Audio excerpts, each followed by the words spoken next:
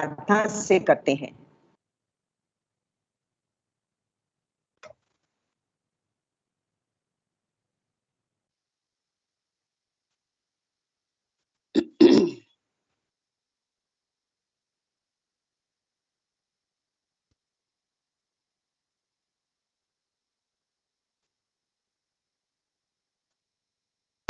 कुरुत्वं कल्याणम् आरोग्यं धनसम्पदः शुभं कुरुत्वं कल्याणम् आरोग्यं धनसम्पदः शत्रुबुद्धिविनाशाय दीपज्योतिर्नमोऽस्तुते दीपज्योतिर्नमोऽस्तुते शुभं कुरुत्वं कल्याणम् आरोग्यं धनसम्पदः शुभं कुरुत्वं कल्याणम् आरोग्यं धनसम्पदः।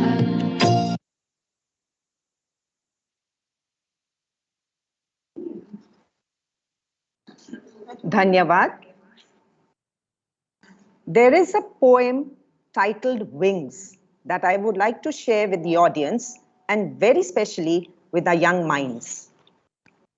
On the street, as people pass by me, their souls as colored wings I see. Those with wings pure as snow, their souls' wings are white. Evil does not correct their sight, but those whose wings are black as night, hate will now control their mind.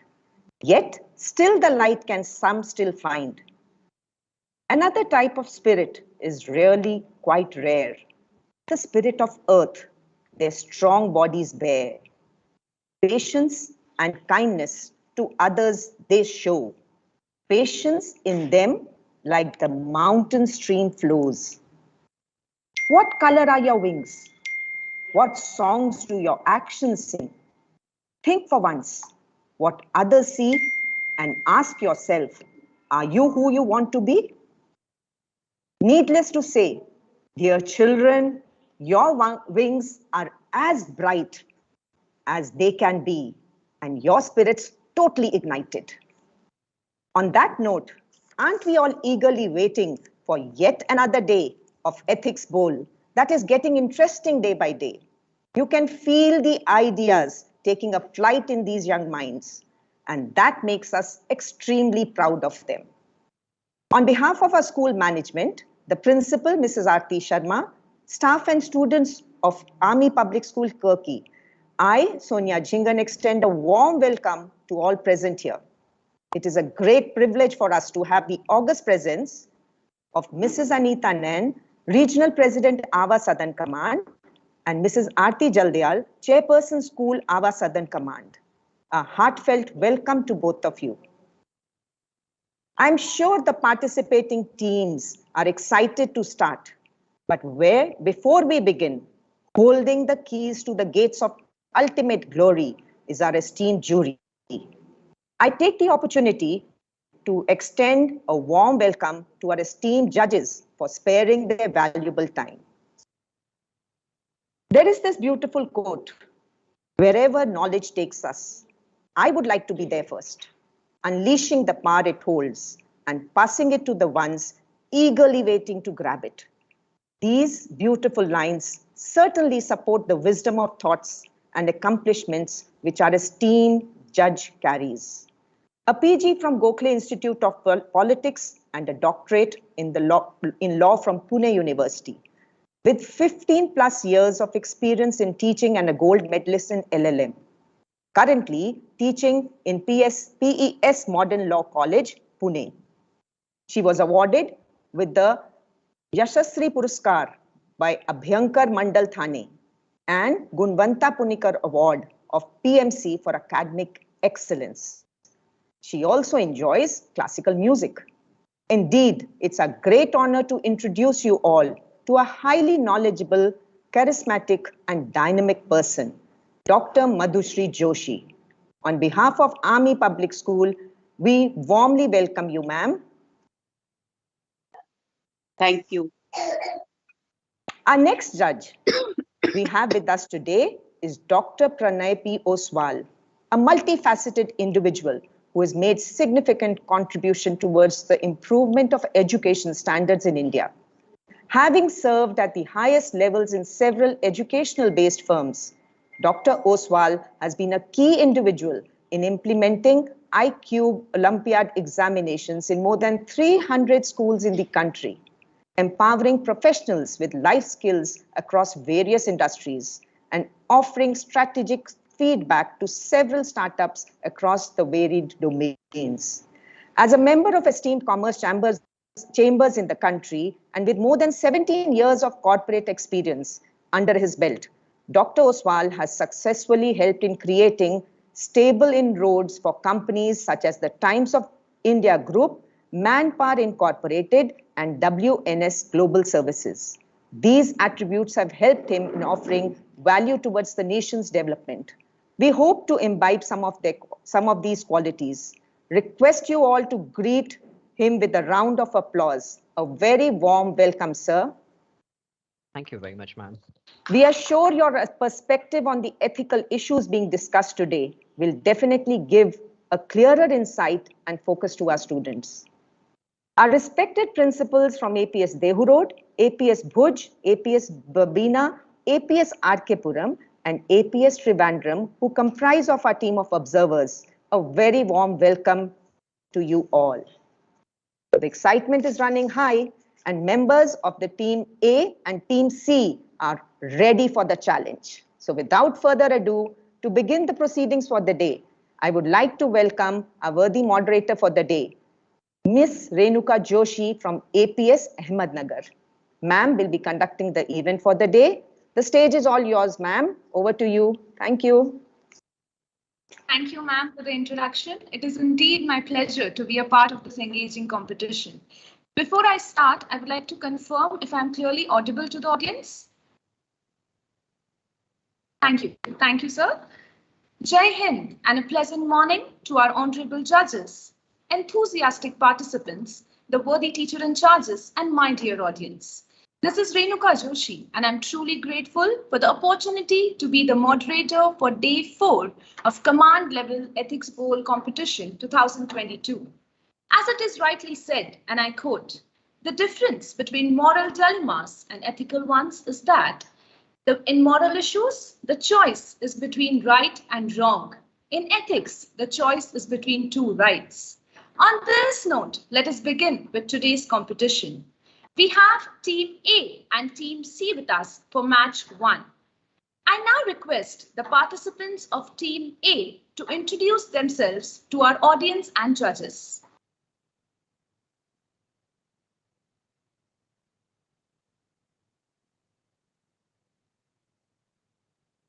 Jai Hind everyone, respected dignitaries, honorable judges, and my fellow participants.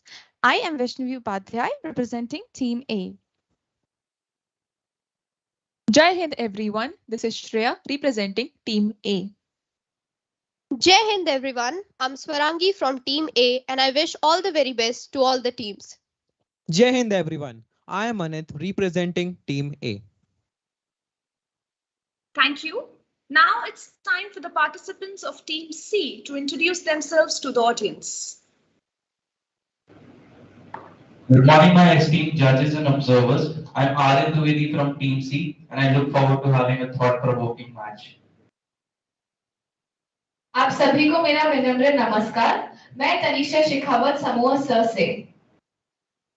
Good morning, everyone. My name is Arshi Rai, and I look forward to a constructive match. सुप्रभात आदरणीय निर्णायकगण, अध्यापकगण और मेरे प्रिय साथियों, मैं बजरंग समूह शहर से और एक प्रभावी चर्चा की ओर देखता हूं।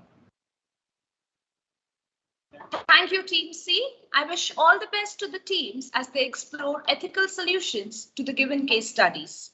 I'm really excited to witness the spirited and ambitious discussion from both the teams. Can we have the mic on mute, please? I request all the audience, the people involved in the audience to please mute their mic. Thank you. So as I was saying, I'm really excited to witness the spirited and vivacious discussions from both the teams today. Before we begin the match, I would like to reiterate some of the important rules to the participants. I would request everyone in the meeting to switch off their camera and mic except for the judges and the participants. Please note that the teams are not allowed to use any electronic gadgets except the platform used for the match. You're not allowed to use any material for reading or reference. As we begin the match, I, the moderator, will introduce the case study for the benefit of the audience. Team A will be given 10 to 12 minutes to present its commentary.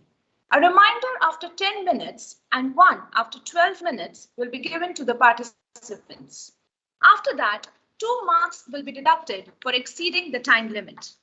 Team C is then given 3 minutes to confer post Team A's commentary, after which they will get 5 to 7 minutes to present their point of view. They are also required to ask maximum of 2 questions post their commentary. Team A is then given 2 to 3 minutes to confer and come back with the answers. No cross questions are allowed by the other team at this point. Team A then gets 5 to 7 minutes to answer the question posed by the opponent team. I hope the rules are clear to all the participants.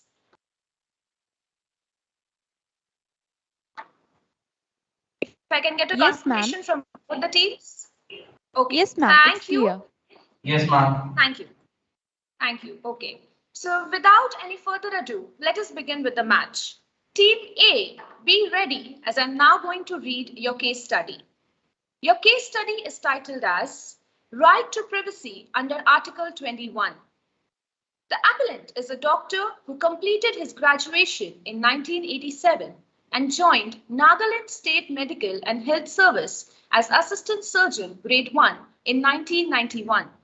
As a part of his duty, he was directed to accompany a patient whose disease was diagnosed as aortic aneurysm to Hospital Z, where he was asked to donate blood to the patient. His blood samples were taken and the result was shown to be A. After 2 months, the appellant proposed marriage to a girl, which was accepted but subsequently called off on the ground of blood test conducted at the respondent's hospital, in which the appellant was found to be HIV positive.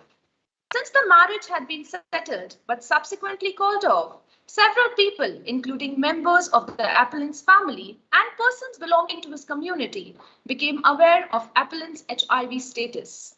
This resulted in severe criticism of the appellant and he was ostracized by the community. The appellant then approached the National Consumer Disputes Redressal Commission for damages against the respondents on the ground that the information which was required to be kept secret under the medical ethics was disclosed illegally and therefore the respondents were liable to pay damages. The petition was rejected on the ground that the appellant may seek his remedy in the civil court and therefore appeal before the Honorable Supreme Court. Mr. X versus Hospital Z was not the first case in India to discuss right to privacy as an element of right to life and liberty under Article 21.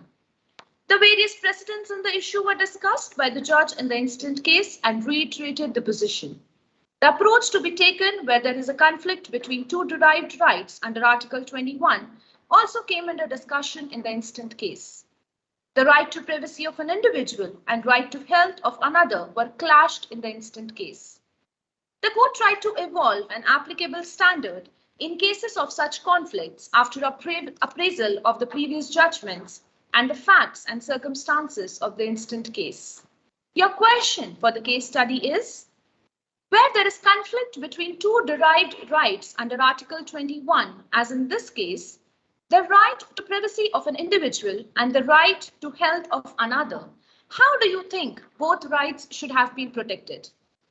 I hope the case study and the question are clear to Team A. Yes, ma'am. All right. So Team A, you will now get 10 to 12 minutes for your presentation and your time starts now. In the words of Bill Clinton, we live in a completely interdependent world, which simply means we cannot escape each other. How we respond to HIV and AIDS depends, in part, on whether we understand this interdependence. It is not someone else's problem. This is everybody's problem. Good morning, everyone, respected dignitaries, honorable judges, and my fellow participants. Today, we, the students of Team A, are here to present our views and opinions on the given case. HIV, human immunodeficiency virus, is a virus that attacks the body's immune system. The known routes of its transmission are through unprotected sexual contact with an infected person, transfusion of infected blood and blood products, sharing of infected syringes and needles, and from infected mother to child during pregnancy, childbirth, or breastfeeding. Before we delve deeper into this case, I would like to highlight one very important information: the fact that this case is of 1990s, a time very different from our present. The understanding of HIV and AIDS was completely different then. And not only this, but at that time, the right to privacy was not a derived right under Article 21. The dilemma question is whether the disclosure of medical status that saved someone from potential infection was right, or should it have been kept a secret even though it could spread the virus further. The stakeholders in this case are Mr. X, his fiancée, their families, the hospital, and the society. Over to you, Sarangi. Let's first try to analyze different situations and scenarios. Looking at the case study, firstly, if the doctor, Mr. X, knew about his positive HIV status before deciding to get married and didn't tell his fiancée then, in this case, the appellant here had a moral obligation to inform his fiancée about his condition, which he obviously didn't do. This act was both morally and ethically wrong. They were about to get married, and in a relationship as sacred as marriage does not flourishes on grounds of deceit.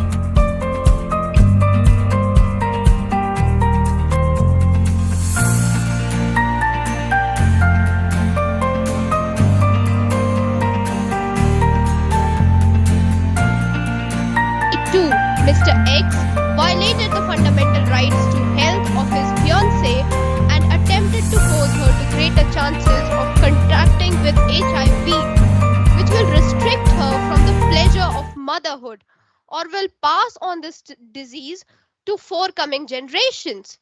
In the worst case, this act of Mr. X can also prove to be fatal for the young lady in future. Now over to Shreya. The second situation here can be that the appellant himself was not aware of the fact that he is HIV positive. And in this case, if he planned his marriage unaware of his condition, then to be very honest, he did nothing wrong. Actually, when we underwent extensive research on this topic through the links which were provided at the end of the case study, we found out the real picture that Mr. X himself did not know that he was an HIV positive patient. In this situation, what happened is that the hospital passed on his medical results to a third party that later informed the appellant's future wife, thereby going against the medical code of ethics and violating the patient's right to privacy. In this particular scenario, the hospital is at fault. Over to you, Swarangi. Let us now look at the consequences of the action of hospital.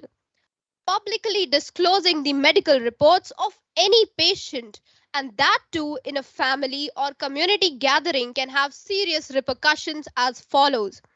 Firstly, it would create a situation of havoc, as most of the people are still unaware of the fact that HIV is not a physically communicable disease, and this happened in the case too.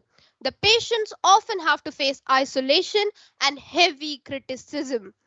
This also puts the patient's life at stake due to potential threats like mob lynching or deliberate killing by angry masses.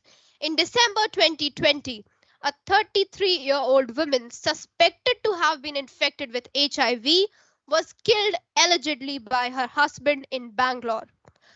Other suspected patients will also avoid getting tested due to the fear of ostracization if reports get leaked.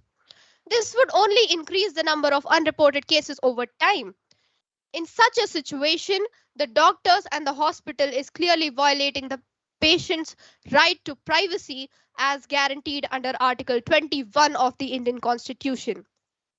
In the worst case scenario, the patient might deliberately infect others with the same disease to take revenge and compensate for the criticism he had to face. This act is termed as criminal transmission. There are media reports of at least 14 cases of HIV criminalization that are known to have taken place in India, with the first case reported in 2006. A recent one in April 2020, an HIV positive man was arrested after biting the fingers of a police officer. Now, over to my teammate Anit. Now, let's take another aspect of this case, that is stigma regarding the HIV. In the given case, when someone else was tested positive for such a serious disease, it became very easy for others to point out and pressurize him. You may go ahead, ostracize him as much as you want, but if tomorrow you come under the influence of same disease, would you do the same to yourself? Would you go ahead and spread rumors about yourself? No, right? Then why are the emotions of that person not important?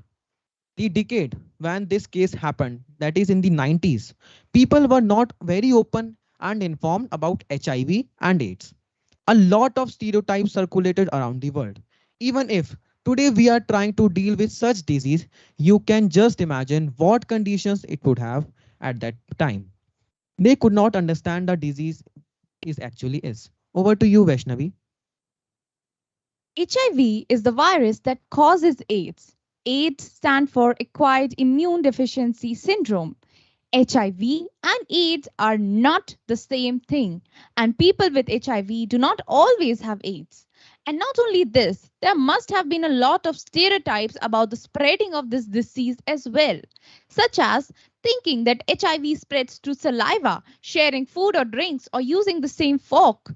HIV is also not spreading through holding hands, coughing, sneezing, and you can get HIV from sitting on a toilet seat. But all these things, people were not aware about it then. Still, no matter the knowledge, on grounds of ethics, what the society did was wrong beyond words. Over to you, Swarangi.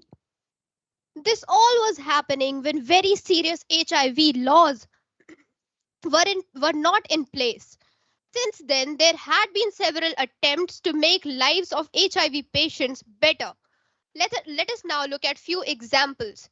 Article 14 of the Indian Constitution guarantees the right to equality to every person, which includes treatment for HIV and AIDS patients. Article 15 and 16 protect patients against any form of discrimination. Article 38 talks about the duty of the state to promote social welfare and secure them with social and economic resources respectively, and many more. Not only laws, but several organizations are working tirelessly on it.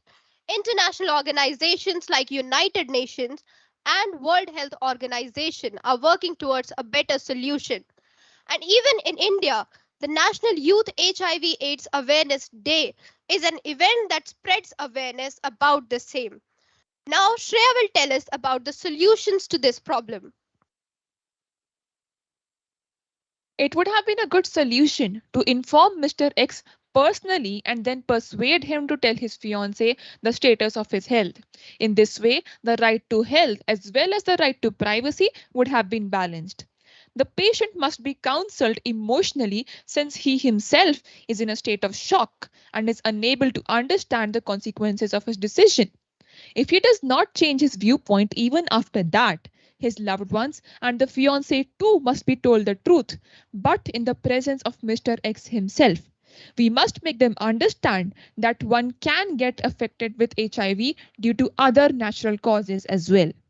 Because in such cases that involve the public interest, the duty to maintain the doctor-patient relationship is not absolute, because at that time, HIV/AIDS was considered an epidemic. Over to you, Anit. Another solution. Another solutions can be the way to handle this case. The masses should be made aware about such disease and should also be taught the right course of action to be followed to deal with such patients. Marginalization and criticism would never help as these people are more susceptible to psychological issues. One must remember that we have to fight the disease, not the patient. Over to you, Vaishnavi. Now, to answer the question where there is a conflict between two derived rights under Article 21, then the course of action to be followed should be firstly, the doctor, knowing about the medical condition of the patient, should counsel the patient in presence of the family members. And in this case, Mr. X, being a doctor himself, I'm pretty sure he knew about the implications of HIV and AIDS. So he breached the trust that's of utmost importance in a marital life. Secondly, it was unethical on the part of hospital too to disclose his personal information to a third party. Instead, the hospital could have contacted the patient first and not only discussed this matter with him, but could have provided counseling. And at last, I would like to conclude by saying that HIV is a disease with stigma created by us, and we alone can eliminate it. Thank you so much.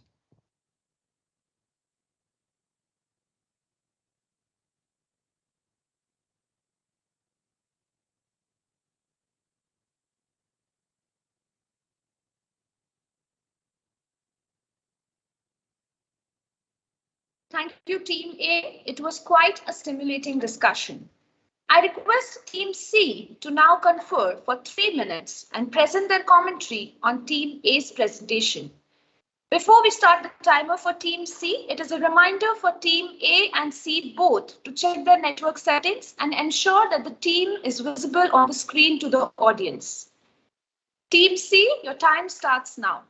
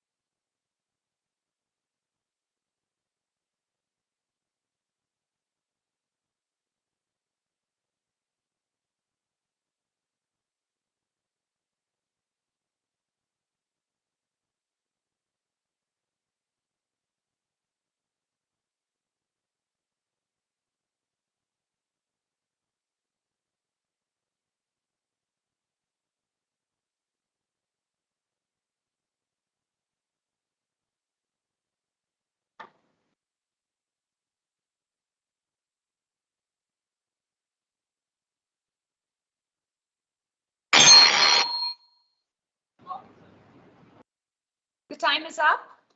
Team C is now requested to present their commentary and pose their questions to Team A. You have 5 to 7 minutes for the same. We people come from a community where one enjoys the ability to exercise rights like that of liberty and various others. When one is given so many rights, they must also understand the responsibility that comes along with them. One's ethical values, the values of trust, love, affection, care, pave their way to lead a truthful, just, and thankful life. One has to understand the gravity of problem in this case. The appellant is suffering from a serious disease like that of HIV, and I feel it's neither ethically nor legally correct from the end of the appellant to hide such a vital detail from his fiance. The appellant should uphold his responsibility being a doctor. He must abide to his Hippocratic oath and fulfill his obligation not to harm. We people must understand that marriage is a sacred relationship.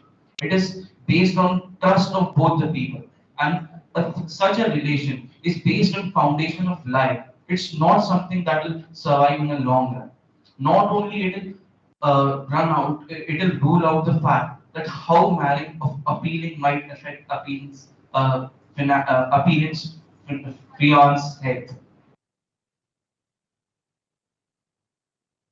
मैं आर्यन के विचारों से सहमत हूँ और अगर नैतिक रूप से देखा जाए तो अगर हम समाज के उन लोगों से जानकारी छुपाए जिनसे हमें कोई लेना देना ही नहीं है तो हम संविधान के अनुच्छेद 21 में दिए गए हमारे निजता के अधिकार का प्रयोग करते हैं। लेकिन अगर हम वही महत्वपूर्ण जानकारी उनसे छुपाए जिसका इससे स्वास्थ्य प्रभावित हो तो ये स्वास्थ्य अधिकार का उल्लंघन है जो उसी अनुच्छेद 21 में दिया है। जैसा कि हम जानते हैं कि किसी भी रिश्ते की शुरुआत झूठ के बुनियाद से नहीं होती है, तो ठीक वैसे ही हमें हमारे अधिकारों का पालन करने के साथ-साथ दूसरों के अधिकारों को भी महत्वता देनी चाहिए। I agree with Tanisha's point of view. When there is a conflict between two derived rights, the right which advances public morality or public interest should alone be enforced by a process of court. The right to privacy of appellant and the right to lead a healthy life of another person were clashed, both of it having its origin in Article 21. The disclosure of confidential information regarding the appellant would invariably result in saving an innocent person from contracting a deadly disease like AIDS. The life and health of a person should be prioritized first. However, disclosure of such information is sensitive and might lead to social ostracism. So in such case, we could have protected both rights by sharing the information with a responsible doctor with full proof without spreading such sensitive information with the public or anyone else. Yes, and one more point which I would like to add in it is that it was moral duty of the appellant to inform his would-be wife first. Because getting to know about such sensitive issues or such serious matters from another person or from third person is something which is really devastating. It is a breach of trust. It is a breach of faith. So yes, the appellant, if he was really aware of his condition, then yes, he should have definitely told his would-be wife about his diagnosis. Over to you, Bajrang. मैं आशी के विचारों से पूर्णतया सहमत हूँ। निजता का अधिकार अनुच्छेद 21 के तहत जीवन के अधिकार और व्यक्तिगत स्वतंत्रता का एक अनिवार्य घटक है। निजता का अधिकार अनुबंध के अलावा एक विशिष्ट संबंध से भी उत्पन्न हो सकता है, जो वाणिज्यिक, वैवाहिक या यहाँ तक कि राजनीतिक भी हो सकता है। निजता का अधिकार एक पूर्ण अधिकार नहीं है। यह अपराध की रोकथाम, अव्यवस्था या स्वास्थ्य या नैतिकता की सुरक्षा या अधिकारों की सुरक्षा और दूसरों की स्वतंत्रता के लिए उचित प्रतिबंधों के अधीन है। जहां दो व्युत्पन्न अधिकारों के बीच संघर्ष होता है, वहां सार्वजनिक नैतिकता और सार्वजनिक हित को आगे बढ़ाने वाला अधिकार प्रबल होता है, जो इस मामले में स्वास्थ्य का अधिकार है, क्योंकि यदि महिला को एचआईवी रोग की जानकारी नहीं होगी तो ये संभव है कि उसके जीवन को खतरा है, क्योंकि ये एक जानलेवा बीमारी है।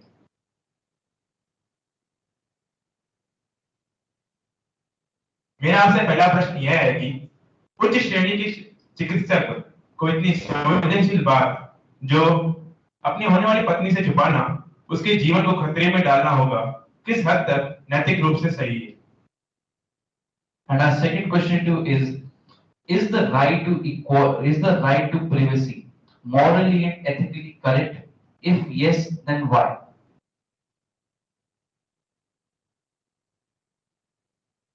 Thank you, Team C, for your insightful comments. Team A, I would like to confirm if the questions were clear to you.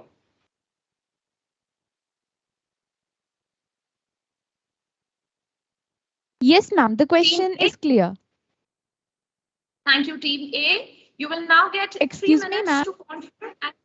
Yes? Ma'am, are we visible to you? No, not at my end. If somebody else can also confirm. Team A is visible. Are we visible? Yes, you all are. Okay. Okay. Thank you so much. Yes. Please go ahead. Thank you, sir, for the confirmation.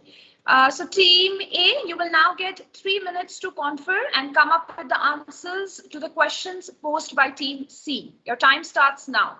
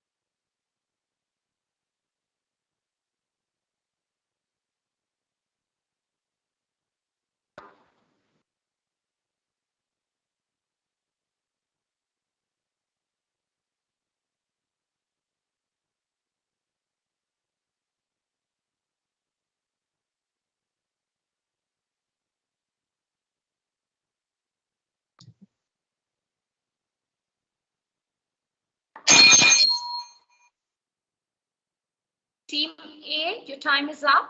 You can now go ahead with your answer. Thank you so much, Team C, for the question that you have put up to us. Before we answer your question, I would like to say something that throughout your entire commentary, you have said that Mr. X was morally and ethically wrong in hiding his HIV positive fact from his wife, from his future wife. Here, I would like to say that when we underwent intensive research on this topic, we found that Mr. X did not know about his HIV positive status. He came to know about it after his fiance found out. And to answer your question that you've put up, that would it be morally and ethically wrong to hide something this important from your wife? I would say yes. Yes, 100% yes. It is definitely morally, ethically, and even legally wrong to hide something of this importance from someone who will be sharing your entire life with you. We can also understand this with an example. Even when we are donating blood to someone else, we are undergoing so much of blood tests and reports, but this person will be sharing her life with you, and if you're hiding such important fact from such an important person, that is not ethically right. Over to you, Swarangi. Now, my dear friends, coming to your second question. In our opinion, right to privacy is an ethical right, since everybody has the right to keep their personal information confidential. But it is also important to understand that it should be only up to the extent till where it doesn't breaches others' fundamental rights and doesn't interfere with public harmony. Since not having such a right might lead to misuse of data by criminals, and it would lead to offenses in the future, or for personal agenda to take revenge. Now over to Shreya. Here, I would like to state the example of the COVID era, wherein it would be someone's right to privacy to hide the fact that they're COVID positive, but doing so would also endanger people around them. Therefore, courts also state that the right to privacy ends where it starts to endanger the health of the public. So, right to privacy should be available exclusively to a person when a person is endangered, when their own life is in danger, when the single person is being affected. Yes, right to privacy can be enforced. But if someone's right to privacy is endangering the public, or if it's affecting the life of someone else, as mentioned in the case study that the fiance would be affected, then the right to privacy cannot be uh, left intact. It cannot be absolute in such cases. Over to you, Anit. Allow me to tell you first what is right to privacy. It is a right, now a fundamental right, with the help of Justice K.S. Kuddapatti. In the year 2017, he appeared in the Supreme Court of India and made this law, the right to privacy, a fundamental right under the Article 21A. But it's not like that. It cannot be violated or it cannot be breached by anyone. In certain circumstances, like the national security, and when the matter is not in the favor of public interest, then this right to privacy can be breached. Over to my teammates. So, to add on to my teammate's point, I would say that in this case, since Mr. X was not aware of his HIV positive status, he did not breach the trust of his fiancée. And the right to privacy that he had, on which grounds he appealed to the Supreme Court, I would say this situation could have been handled more systematically and in a way that does not violate anyone's right and could be a balance between right to privacy and the right to health of the fiance. Thank you so much. Thank you, Team A. Thank you, Team A and Team C. I must say, it was a thought-provoking discussion by both the teams. It is now time for the judges' question. I would like to request Dr. Pranay Oswal to please pose a question to Team A. Morning, my dear students, once again. First of all, congratulations, Team A and Team C, both of you all. Both the respective teams, I think you all should be immensely proud about the fact that you all were really considerate and respecting and really valuing each other's opinions all throughout the course of the discussions. However, coming towards the question now, although we are talking about all of us are trying to question the morality and the code of conducts and ethics and the right to privacy for our friend over here, for Mr. X in this case. However, we should also talk about this is about the year 1991. Okay, we are not in 2022. Let's understand one thing. So still, those there are certain stigmas in the society that people might just distant away from you. They might just try to completely throw you away from the society just because you're HIV, because still there is not enough information provided online or offline, or it is openly discussed because it is still a stigma. Let's talk. This is year 1991. COVID has taught us one thing very nicely: the importance of this word called thanatophobia. Thanatophobia is the process of death and the process of the death of your loved ones. We need to understand now, although he must have tried to delay the right to disclose this information to his fiancée, but up to what extent he should buy time over here? Because maybe he's still not able to digest and accept the fact that he is diagnosed with this life-threatening problem.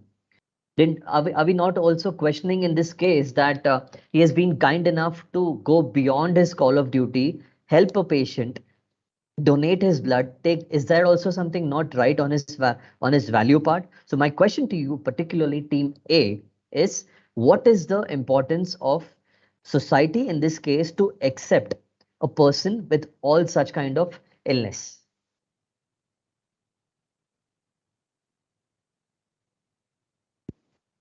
Thank you, sir. I hope the question is clear to Team A.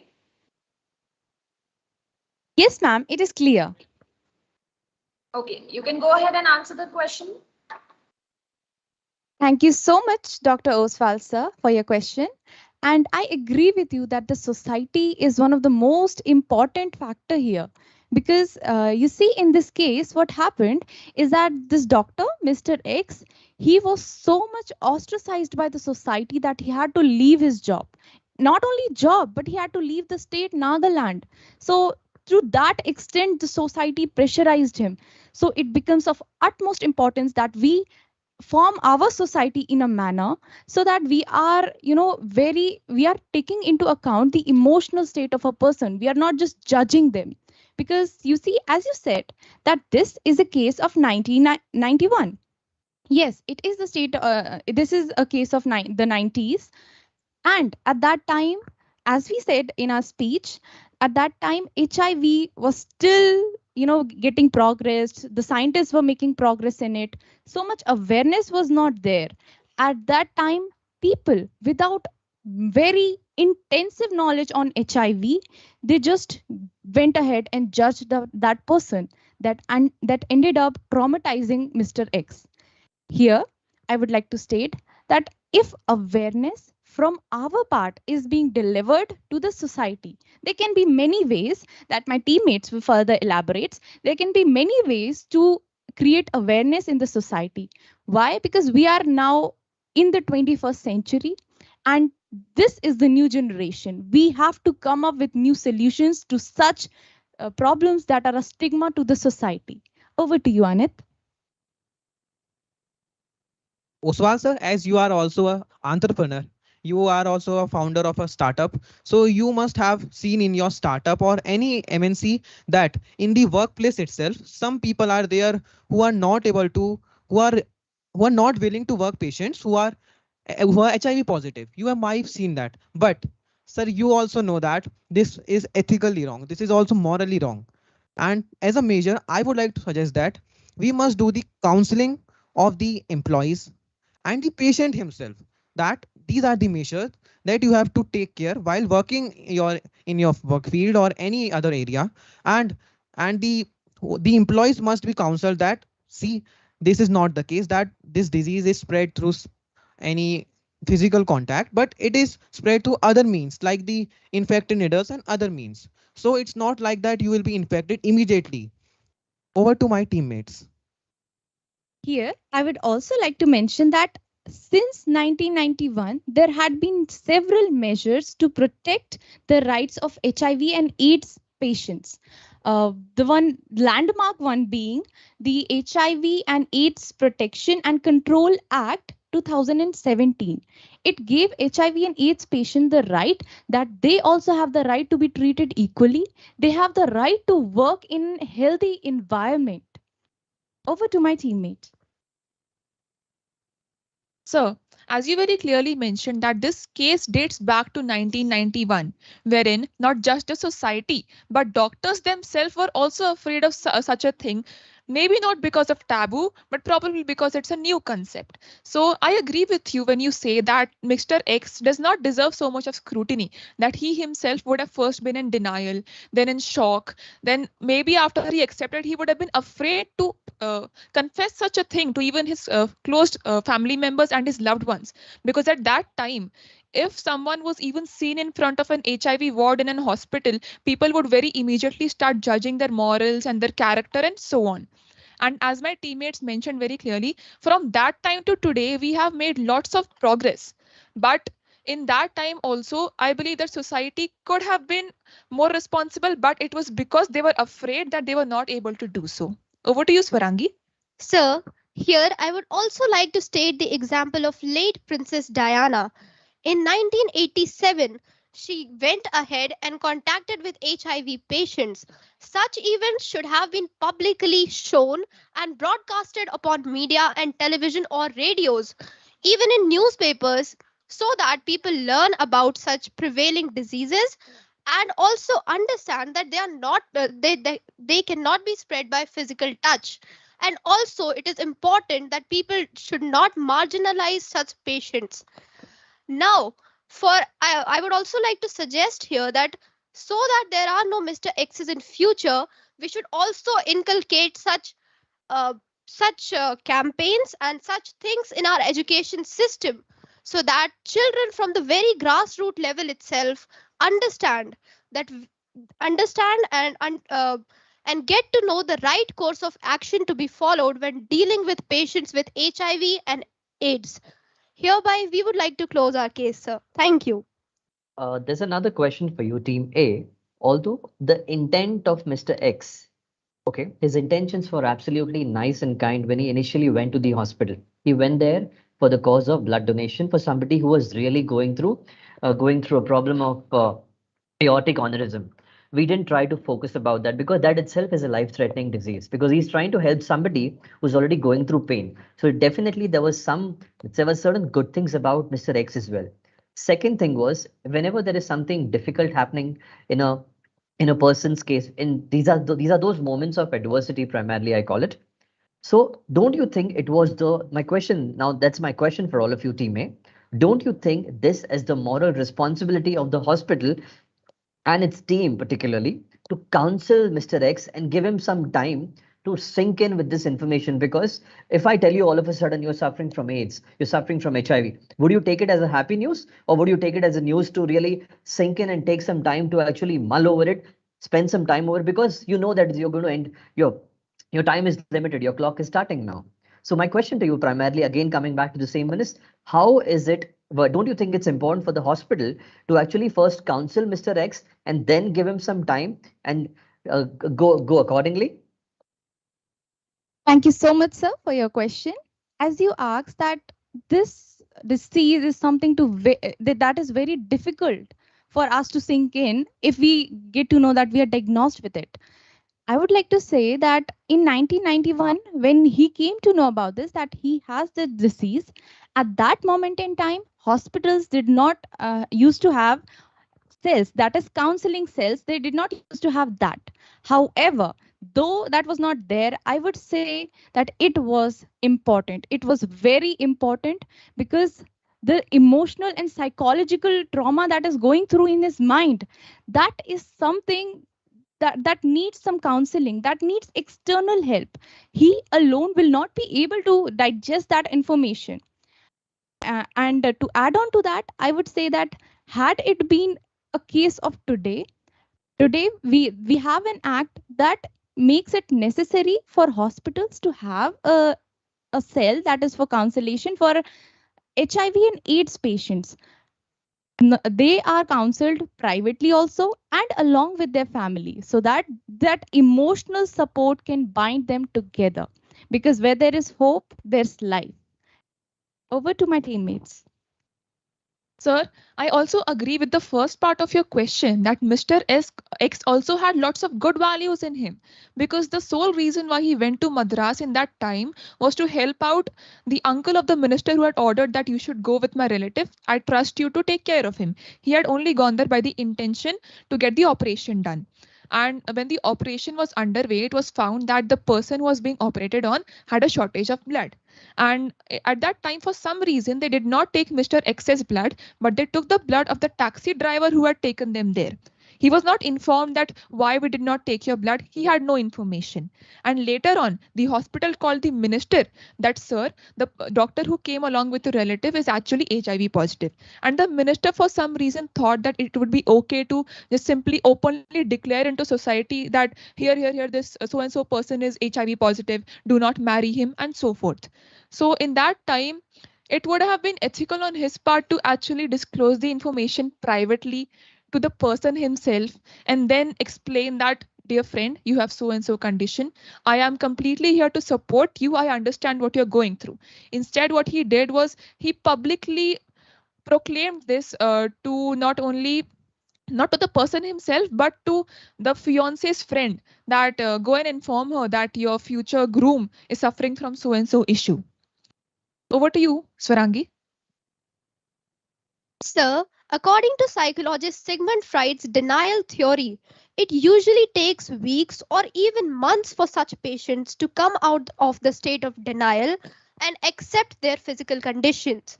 Hence, we firmly believe that it was the moral obligation of the hospital to counsel the patient, take him under confidence, and also make him understand like what are the consequences that he is further going to face, and mentally prepare him well for the upcoming issues. Also, if it was not done on the part of hospital, it was the duty of the society and his close family members and well-wishers to also take care of him when he's already going through such mental trauma. Now over to my teammates. At last, I would like to say that even though at that time the society was scared, there was not much awareness, and the hospital also did not do his their moral and ethical duty correctly. However, no matter what the time was, as human beings, they must have that conscience in their hearts that yes, if some deceased person is there, a person who has some severe disease, it's their moral obligation to help him out, no matter what stigma is going in the society. That's what ethics are, doing the right thing. Thank you so much. Thank you so much for your narratives, Vaishnavi, Shreya, Surangi, and Anit. I hope I have taken your names correct. Great. Thank you very much. Over to you, Miss Renuka. Thank you, sir.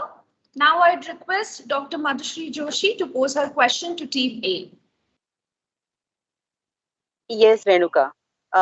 First of all, I would like to appreciate your proper understanding of term privacy. However, I will like to ask you regarding aspects of privacy, because as you must have read that even right to life is not absolute. So if right to life is not absolute, do you think that privacy is also limited to certain extent? And if yes, to what extent we can claim right to privacy? I hope the question is clear. Yes, ma'am, it's very clear. Okay. Thank you so much, ma'am, for your question. As you asked that right to privacy is not absolute, and under what grounds it can be overruled. Yes, there are exceptions to this policy as well. What they are is that as long as the person, only the person is involved, no one else, in that case, yes, right to privacy can be upheld. However, if very severe things such as the national security, such as the public interest, as happened, I can take the example of COVID. If the first case that happened, had they kept their right of privacy and said that no, it's my right to privacy, I will not tell this to anyone. At in that case, there was some public interest involved. Why? Because it later went on and became a pandemic. So in such cases, right to privacy can be overruled. Over to you, Shrangi. Ma'am, there are several aspects to privacy, as Vaishnavi already mentioned, that right to privacy can be limited to the person when he and only he is under question in a situation. That if it's about his life, if it's about his concerns, his health, sure, he can maintain his right to privacy. But if the fact that he's maintaining his right to privacy is endangering other people, not plenty, but if it is endangering even a single other person, then he cannot claim that right, because as in this case Yes, as well. taking this, just sorry to interrupt you. Taking this point further, I would like to ask you, as the patient has this right of privacy, though to certain extent, didn't he have a duty which arises in case of his fiance to discuss this? So, right must be understood in context of duty also, isn't it? So, as Thank he you. has a right to know and know with clarity, even the fiance had a right to know about the health conditions of the patient, isn't it? Thank you, ma'am, for your question. Here, what I would like to say is that Mr. X himself did not know that he had HIV.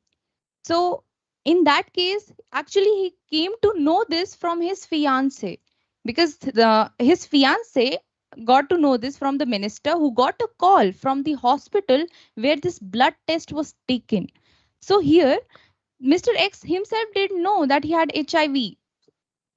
However, had it been the case that he knew about it, yes, it was his moral and ethical duty to tell his fiance, because she is not just some any other person that the fiance that Mr. X will say that I have right to privacy. No, that No, you are girl right is in going saying to. that he had a right to do, but what I'm asking you is whether that girl had a right, as they were committed in the relation, did she have a right or not? Yes, she did. Why? Yes, Because she would be sharing her entire life with that person. In that correct. case, it is it is the Mr. X's moral and ethical duty to tell that and share this information with his fiance. And then, after knowing all the situation, all the scenario, if that person says that no, I am willing to marry you, in that case, her choice should be respected. And even if So she denies. probably the concern in the case of the patient was that he was not communicated this news first, and Yes, directly ma'am. the news was given to the fiance. So maybe this is how the privacy got affected. Yes. Yes, ma'am. Ma'am, as you said that fiance had the right to know, but I would say that fiance had the right to know this from the person who is affected, right? Because there's Huh. something called trust. There's something called That is trust. that. Hmm, hmm. The And in doctors. this given case, what was the relation of the doctor and I mean, did they have this doctor-patient relation? Because he was not the patient per se; he had gone for blood donation, if I don't mistake. Yes, ma'am, definitely. Ma'am, as So a can as we a pass medical any duty profession. on the doctor? Yes, ma'am, it was the duty of the doctor, since every patient has the right to consent. Every patient is guaranteed the right to consent, that testing is being done with their consent, and also they have the absolute right to know the results. So it should have first been told to the patient, and then they could have taken him under confidence, and he should No, have no. told his Whether the person fiance. had gone as a donor or as a patient. Ma'am, the doctor went as a donor. Yes. However, the moment the report was taken, there that relationship started. Why? Because the report was someone's own private and personal matter. In that case, just because this Mr. X is not a patient of that hospital, doesn't mean that hospital can disclose his information. He still has the right that the hospital will deliver the news to him first.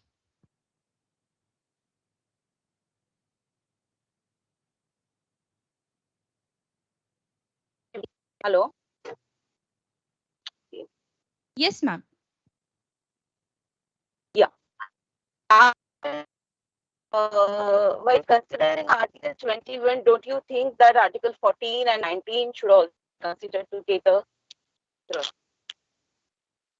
Because this is a triangle theory, and court has again observed that Article 21 must be understood along with 14 and 19. 14 deals with right to equality, and 19 deals with freedom of speech and expression, which includes right to know.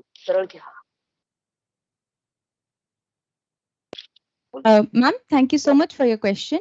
It is true that Article 21 is recognized along with Article 14 and that and right to information right as well. However, in this case, the fiance would come to know about the doctor's situation from the doctor. But what I would like to say here is, had she not been his fiance but wife, mother, parent, or guardians, these are the people who can, other than the patient, who can demand to know the medical result of a patient. So in that case, right to information will come. But this person is still not, in this case, in present case, she is not wife yet. And ma'am, about the freedom of speech and expression, I agree that the hospital workers who conveyed this information did have the right to speech and expression. But to what extent did the right to speech and expression become the right to invade someone's privacy?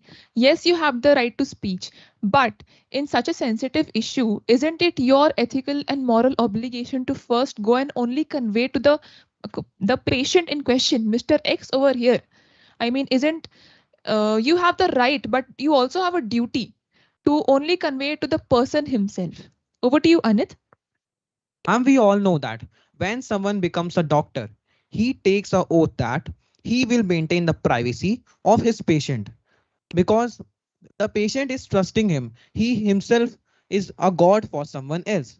But in these type of cases, these the doctor and their staff are misusing their rights. That means there is a conflict between the freedom of speech and expression and the right of privacy. And in these case, these two rights are in conflict, but the right to privacy dominates over it. Over to my teammates. And this another aspect, if the doctors do not tell the patient this information directly, then they are violating their own ethics that are being set by the International Code of Medical Ethics. And also, Right to Information Act came in 2004. So at that moment in time, when this case happened, Right to Information Act was not present. Thank you. Ma'am, you also mentioned the equality before law.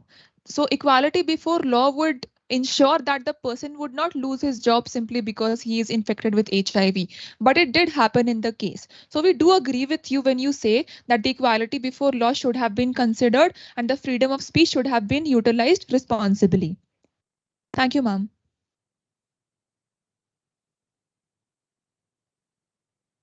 Thank you, Team A, for your well-deliberated answer. Madhushri, ma'am, do you have any follow-up question?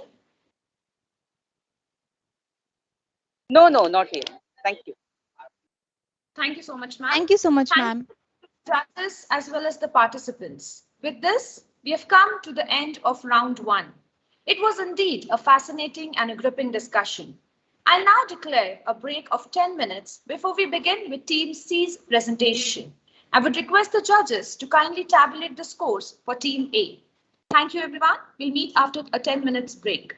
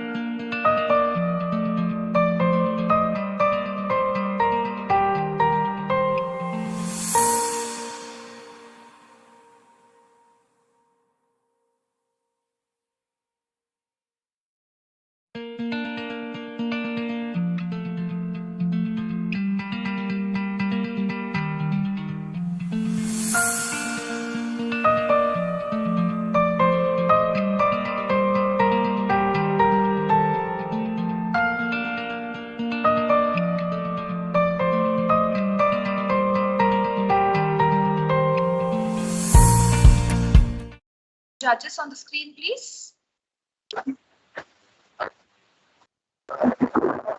Please teams and judges to switch on the camera.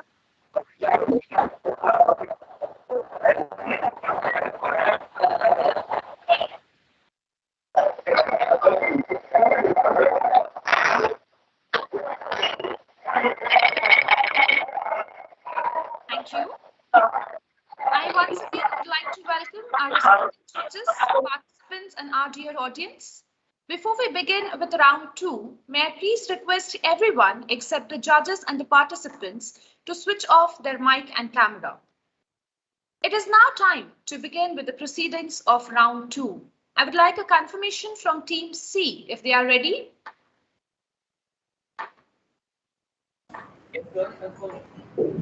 Yes, ma'am. Thank you, Team C. Do you want me to repeat the rules of the competition for you? No, ma'am. Okay, so all the best to both the teams as we begin with round 2. Team C, I will now be reading your case study. Your case study is titled as Famous Under Fire. Actor Shah Rukh Khan's son, Aryan Khan, was arrested in the drugs on cruise case on October 3, 2021. A total of 20 arrests were made in response to a raid of the cruise ship off Mumbai's coast. Bombay High Court eventually ordered the release of Aryan Khan after initial petitions seeking bail were denied by the Sessions Court and then the special NDPS, that is Narcotic Drugs and Psychotropic Substances Court. Bharti Singh. In November 2020, the comedian and her husband Harsh Limbachia were arrested by NCB. The authorities found ganja from their residence and office. They were later granted bail. Fardeen Khan.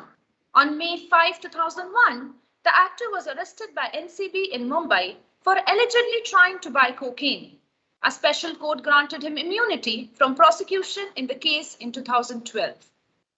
On Sunday, June 12, Shakti Kapoor's son, Siddhant Kapoor, was detained in Bengaluru following a drug test. We are sure that you all are well aware of the above names and their offences filed against them. Now, let us have a look at the report published by The Print. New Delhi, March 17. The government said on Wednesday that 61,882 persons had been arrested by central and drug law enforcement agencies, that is DLEAs, in 2021 drug trafficking cases. In a written reply in the Rajya Sabha, Minister of State for Home Affairs Nityanand Rai said the arrests were made in 45,314 cases registered by law enforcement agencies. Now, out of 45,000 people arrested, only a few are highlighted by the media. Your question for the case study is, does being from a privileged section of society lead you to over-scrutinization from the media? I hope the question is clear to you, Team C. Yes, ma'am. Okay, you now have 10 to 12 minutes to present your arguments. Your time starts now. Thank you, moderator, for asking the questions. Now, we members of Team C will present our views on the case study. Today, we live in a world where these media platforms, may it be traditional legacy media or social media, usually impacts one's perception and idea. Media works as a powerful tool, delivering information to people. We all know media is the fourth pillar of democracy. It should obviously adhere to values and ethics that it works upon, so that the faith of people in it is not shattered. Now, coming to the case study, I agree that these celebrities are public figures who have a lot of influence. They are the people at whom others look at. We know people are curious to know about these people, but what about the problems of the common people? Taking example of drug cases involving big celebrities are brought into the limelight, but the actual issue of drug addiction, the number of lives it has ruined, has it ever been brought up in media? No. The people have to understand, although media brings the cases to public attention much before the judiciary, at the same time it leads to creation of a public perception much before the actual truth is revealed. Like what happened in Sushant Singh's case. Ex-girlfriend of the actor was announced guilty on various media platforms. She was vilified, slut-shamed, accused of murdering Sushant, drugging him, stealing his money. Till date, I don't know whether she is guilty or not. But doesn't this type of reporting undermine the basic feature of judiciary, that is innocent till proven guilty? All that being said, in an attention economy where one seeks to grab as much attention as possible, similarly does the media. What why the media issues content that doesn't interest people, that doesn't get the people involved in it. After all, they're getting paid for it. People have to understand the responsibility and responsibly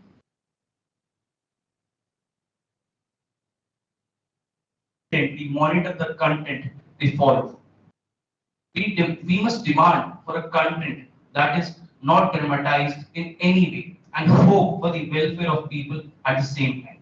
In the end, I conclude by saying that all among all of us, the power and influence that it has, and also has a lot of responsibilities. I say scrutinizing of these public figures by media is entirely wrong. It may continue, but in a limited way that doesn't affect one's livelihood, and at the same time, more importance shall be given to the problems faced by the public. Thank you. Now, Tanisha will continue. मैं आर्यन के विचारों से पूर्णतः सहमत हूँ और अगर नैतिक रूप से देखा जाए तो हम सब जानते हैं कि अधिक किसी भी चीज का सही नहीं होता है। हमें हर चीज को उसकी सीमा तक ही रखना चाहिए। अब अगर मैं बात करूं समाज के विशेषाधिकार प्राप्त वर्ग की, तो उनके पास आम लोगों की तुलना में अधिक नैतिक जिम्मेदारियां होती है जिनका उन्हें पालन करना चाहिए। जैसे कि उन्हें भी कोई अनैतिक कार्य नहीं करने चाहिए क्योंकि वह जानते हैं कि वह एक लोकप्रिय हस्ती है और उनसे कई लोग प्रेरित होते हैं। इसलिए उन्हें कोई भी गलत कार्य करके अनैतिक चीजों को बढ़ावा नहीं देना चाहिए। समाज में एक प्रसिद्ध व्यक्ति होने के कारण जो खबरें उनसे संबंधित होती है वह लोगों का अधिक ध्यान आकर्षित करती है और यही एक कारण है इन मीडिया समूह की टीआरपी के बढ़ने का। तो उस व्यक्तित्व में लोगों की रुचि के कारण उनके बारे में अधिक जानने के लिए और साथ ही साथ जो मीडिया को एक स्रोत मिल जाता है अपनी आय को बढ़ाने का, तो ऐसी खबरें अपने आप ही गंभीर रूप से जांच पड़ताल हो जाती है। परंतु ये नैतिक रूप से गलत है। हालांकि वे एक सार्वजनिक हस्ती है, लेकिन फिर भी उनका अपना एक निजी जीवन है, उनकी गरिमा है जिसे बनाए रखना चाहिए। हमारी जो न्यायपालिका है वह अच्छी तरह से जानती है कि लोकप्रिय व्यक्ति जो है उनके साथ कैसा व्यवहार किया जाना चाहिए। साथ ही साथ मीडिया भी मामले से संबंधित खबरों की जांच पड़ताल करने के लिए स्वतंत्र है, परंतु राष्ट्रहित और सामाजिक हित को ध्यान में रखते हुए। अब मैं मीडिया की कुछ नैतिक जिम्मेदारियों पर बात करना चाहूंगी। सबसे पहले तो ये कि मीडिया को कभी भी कोई गलत या अधूरी सूचना जनता तक नहीं पहुंचानी चाहिए, क्योंकि मीडिया ही केवल एकमात्र ऐसा स्रोत है जनता के पास जिससे वह दुनिया भर में चल रही खबरों से अवगत हो सकते हैं। इसलिए अगर मीडिया गलत या अधूरी सूचना जनता तक पहुंचाएगी तो वो पूरी तरह से अनैतिक होगा। दूसरी चीज ये है कि उन्हें हमेशा अपने हितों के बारे में नहीं सोचना।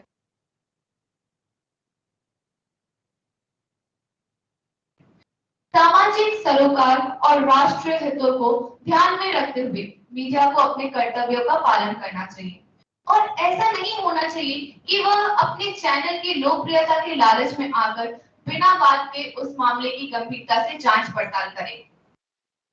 अगर मैं बात करूं स्वतंत्र मीडिया की, तो नॉर्वे वह देश है जो स्वतंत्र मीडिया में प्रथम आता है, जबकि भारत 145वें स्थान पर आता है। मीडिया के चौथे स्तंभ होने के कारण उस पर जिम्मेदारियां और कर्तव्य अधिक बढ़ जाते हैं।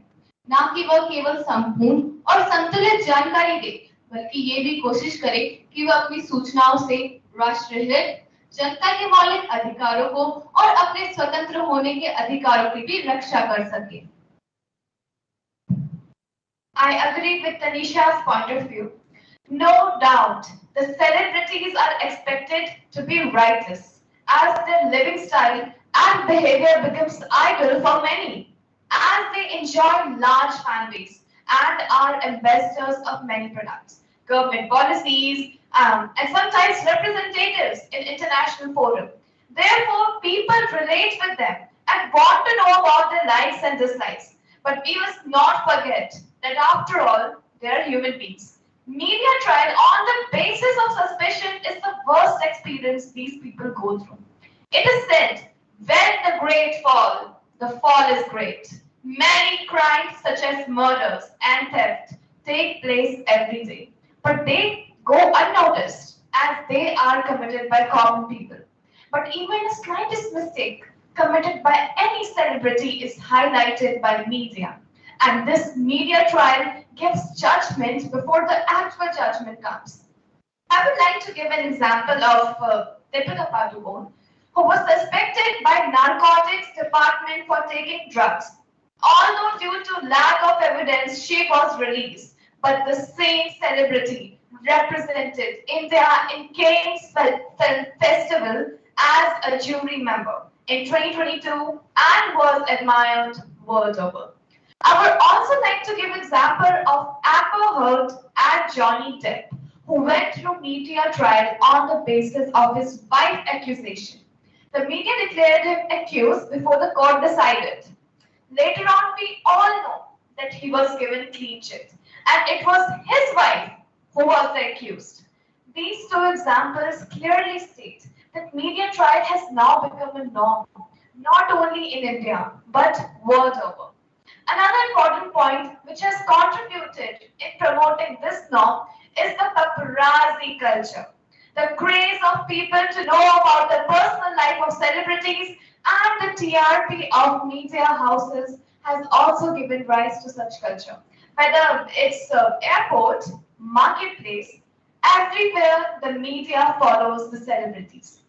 Last but not the least, ethically speaking, the love, attraction, and attachment of people with the celebrities leads to higher expectation of people from the celebrities. People are not able to differentiate between real life hero and are not ready to accept them with their flaws and inadvertent mistake. In a nutshell, we would emphasize that it has actually become a norm by media to interfere in the personal life of celebrities. And same we can find in the statement of Minister of State for Home Affairs, Mr. Nityanand Rai, who said that out of 45,000 people arrested, only few people are highlighted by media. Who are they? Yes, they are the celebrities and their relatives. मैं आशी की बात से पूर्णतः सहमत हूँ। मैं अपनी बात को मशहूर American pop star Michael Jackson के शब्दों से प्रारंभ करना चाहूंगा, जो उन्होंने अपनी सुनवाई के दौरान कहे। उन्होंने कहा, मैं हर दूसरे अमेरिकी नागरिक की तरह निष्पक्ष सुनवाई का हकदार हूँ, परंतु मेरे बारे में मीडिया को बड़ी मात्रा में बुरी और दुर्भावनापूर्ण गलत सूचना जारी की गई। यह पंक्तियां दर्शाती है कि किस तरह मीडिया किसी मामले को प्रभावित कर सकता है, और खास तौर पर जब यह किसी बड़े व्यक्ति से जुड़ा हो। मीडिया ने जितने भी उच्च स्तरीय मामले होते हैं, उनमें इस तरह के व्यवहार को एक मानक या आदर्श बना लिया है, जो कि मीडिया के व्यावसायिक नैतिक मूल्य को नकारता है। जैसे कि हमने आर्यन खान मामले में देखा कि मीडिया ने इस मामले को इतना उछाला, जिसका प्रभाव उनके पिता शाहरुख खान के करियर पर भी पड़ा, जिसके कारण बहुत सी कंपनियों ने उन्हें अपने ब्रांड एम्बेसडर के काम से हटा दिया।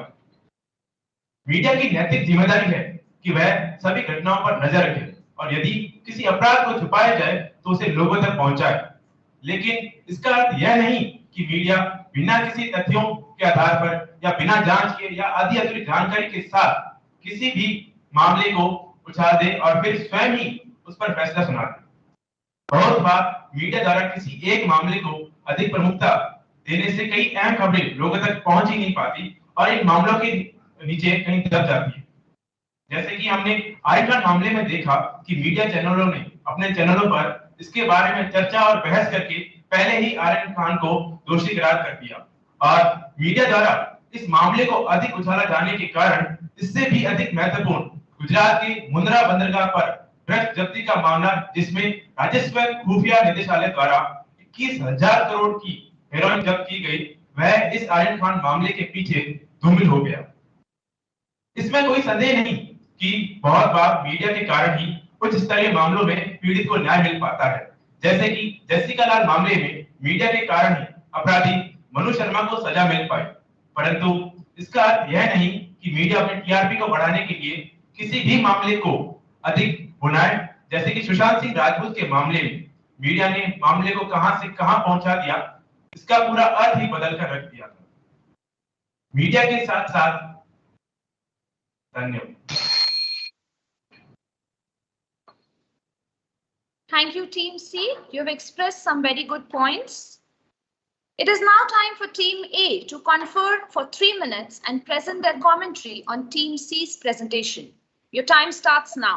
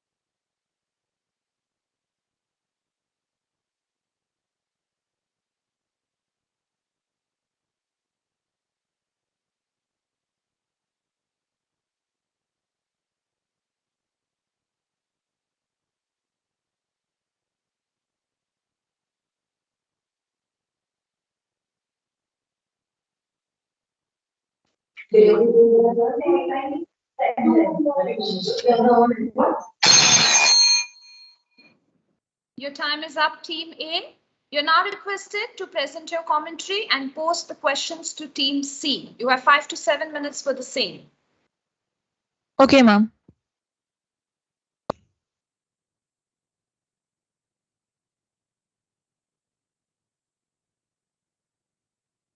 Thank you, Team C, for such a wonderful presentation. All of you covered all the points very well. We would now like to add on to the points that you gave. The media is the most powerful entity on earth. It has the power to make the innocent guilty and the guilty innocent. You very rightly mentioned how media in today's time is obsessing over celebrities, and instead of doing what it should be doing, it is posting about rumors, half information, and it is very, very involved in stalking those celebrities.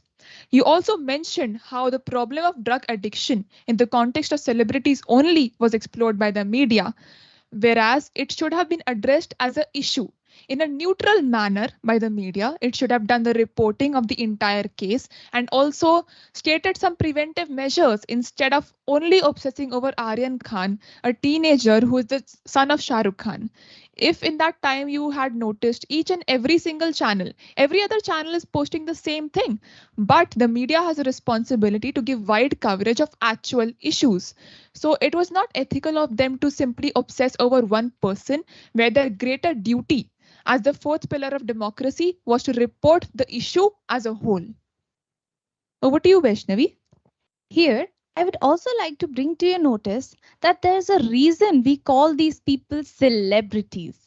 Why? Because they are idols. They are some faces that all of the people can relate to. Why? Because we see them every day. There's a reason that they are brand ambassadors. Why is it that not a common man cannot be a brand ambassador to any of the policies? Why celebrities are? It is because they are public figures.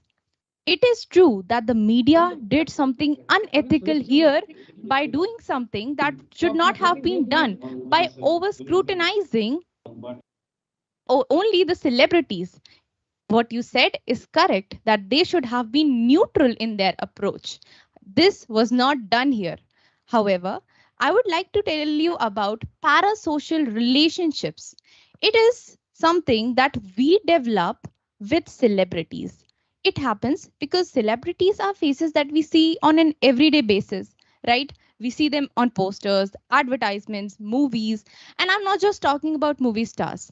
Celebrities such as businessmen that you think are idols.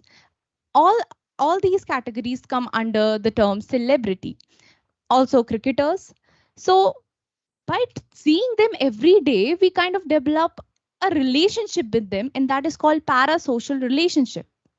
So here, the media thought that if we will cover this and that person, it will be more conveyed to the common audience. However, they misjudged the situation here. They overdid their work. They should have been neutral, and that is exactly what they did not do. Over to you, Anit. Gentlemen, you mentioned in your presentation that paparazzi, how toxic it can be. Allow me to give you an example of paparazzi, how it destroys the life. We all know Princess Diana. She lost her life due to this paparazzi only. She was moving from a hotel to her car in her limousine, but one paparazzi reporter was speaking in her car, and as a result, the driver tried to overspeed his car. But the car met an accident and we lost a gem. This explains how toxic this paparazzi can be and how it can destroy lives. Over to my teammates. Now, here, my dear friends, I would like to quote your line: where the great falls, the fall is great. I firmly believe that the entire idea of fan culture behind these celebrities is somewhere wrong. We idolize such figures without knowing their true and innate nature. So instead of that, media as well as the public should divert their focus to real heroes of the society. Instead of Shah Rukh Khan, Deepika Padukone, or Ananya Pandey, our real life heroes or our new age celebrities should be figures like Ratan Tata, Malala Yousafzai, Sudha Murthy, Captain Vikram Batra, Dalai Lama, and so many more. Now over to my teammates. Fellow team members, you mentioned how celebrities being in a position of fame, power, and popularity should be more responsible. I agree that in this case, they were indulging in drugs and they were not mindful of the fact that in their audience are not only responsible grown up adults, but also children and teenagers who are in their formative years, who can be greatly influenced by anything and everything they do. Because even if children don't listen to their teachers or their parents, they most definitely follow the trends that a celebrity is setting. So yes, the celebrity should be more responsible. Another aspect on their part is that they too are human beings. We might put them on a pedestal, but they also make faults. And the way this media is obsessing over them is severely affecting their mental health. Firstly, is imposter syndrome. These celebrities are being idolized by people, and often they feel like maybe I am not enough. Maybe I'm not as perfect as people view me to be, and that makes them feel worthless. Also, the limelight of the media is valued so much that if a person goes out of spotlight, he starts feeling like he's worthless. And so many more issues. One example is that of Britney Spears, who was harassed by the paparazzi so much that she entered a salon and then shaved her head. She also had to go to a mental hospital and rehab for the trauma that she faced. We therefore conclude our commentary by also agreeing with your points, and I would also like to appreciate the kind of presentation that you gave. We have two questions to ask you.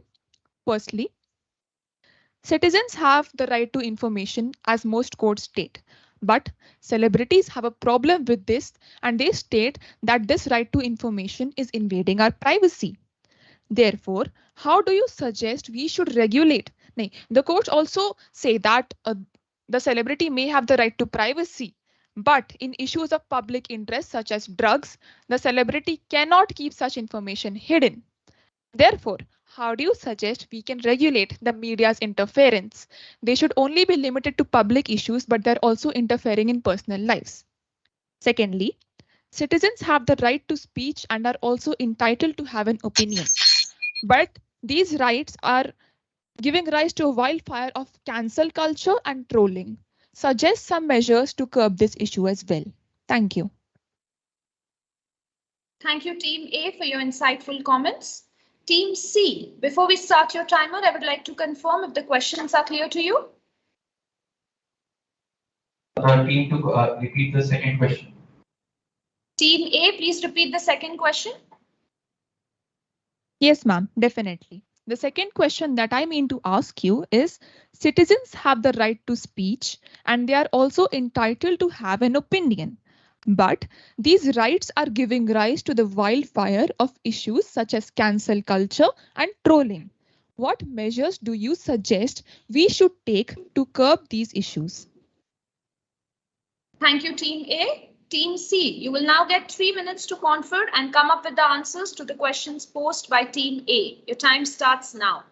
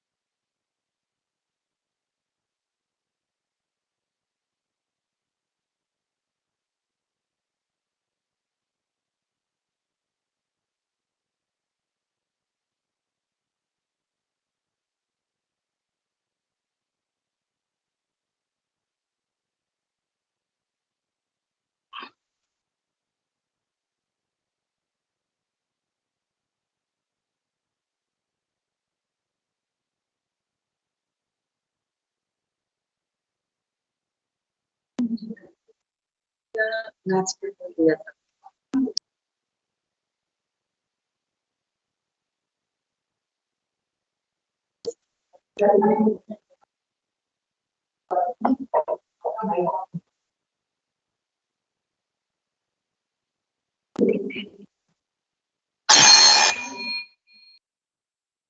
C, your time is up. Please go ahead with your answers. You will get 5 to 7 minutes to present your views. Your time starts now. Thank you for asking the question. These are quite thought-provoking questions. Now I would like to present my views on it. See, we are citizens of this country and we have been provided with the right to information. It's an obvious thing.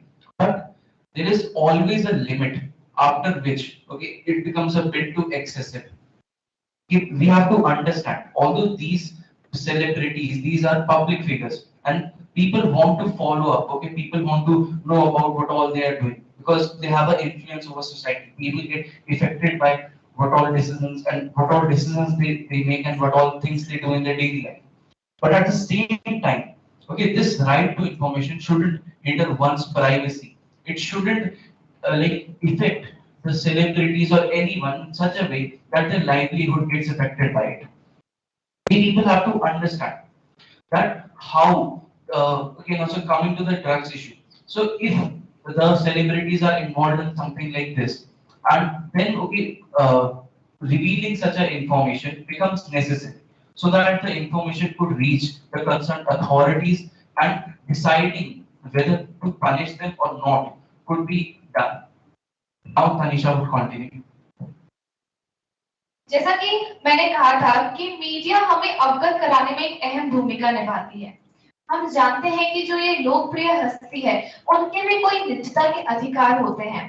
तो सबसे महत्वपूर्ण बात तो यही है कि media को इन जो लोकप्रिय हस्ती है और सभी के निजता के अधिकार को भी महत्वता देनी होगी। तो उनको हमेशा ये नहीं सोचना चाहिए कि ये जो लोकप्रिय हस्ती है उनकी वजह से हमारी जो टीआरपी है, हमारी जो लोकप्रियता है चैनल की वो बढ़ रही है, तो हम इन्हीं के बारे में बताएं। ऐसा नहीं होना चाहिए। उन्हें उनके निजता के अधिकार को ध्यान में रखते हुए उतनी ही जानकारी पहुंचानी चाहिए और इतनी गंभीरता से छानबीन नहीं करनी चाहिए कि उनका जो निजता का अधिकार है उनका हनन हो जाए। मैं तनीषा की बात से पूर्णतः सहमत हूँ। इसमें कुछ महत्वपूर्ण बिंदु जोड़ना चाहूंगा कि जनता के पास जानकारी का अधिकार है और जो अभिनेता वगैरह है उनके पास भी जो है निजता का अधिकार। परंतु मीडिया के सोचना चाहिए कि आप जो उनकी ऐसी जो निजी जीवन की जो बातें हैं जो जिसका जनता पे कोई नकारात्मक प्रभाव नहीं पड़ रहा है, तो ऐसी बातों को जनता के सामने लाने का कोई औचित्य नहीं बनता।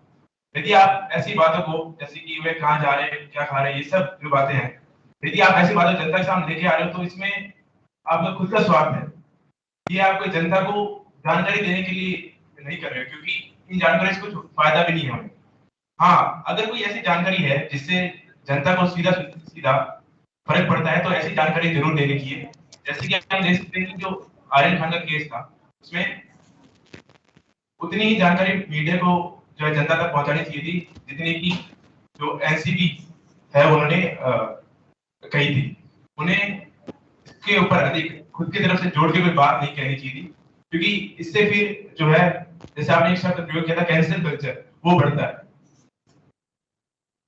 I would like to add another point to my friend's point of view. People, as responsible citizens, we have to understand that our rights don't hinder one's dignity, liberty, like in this we see.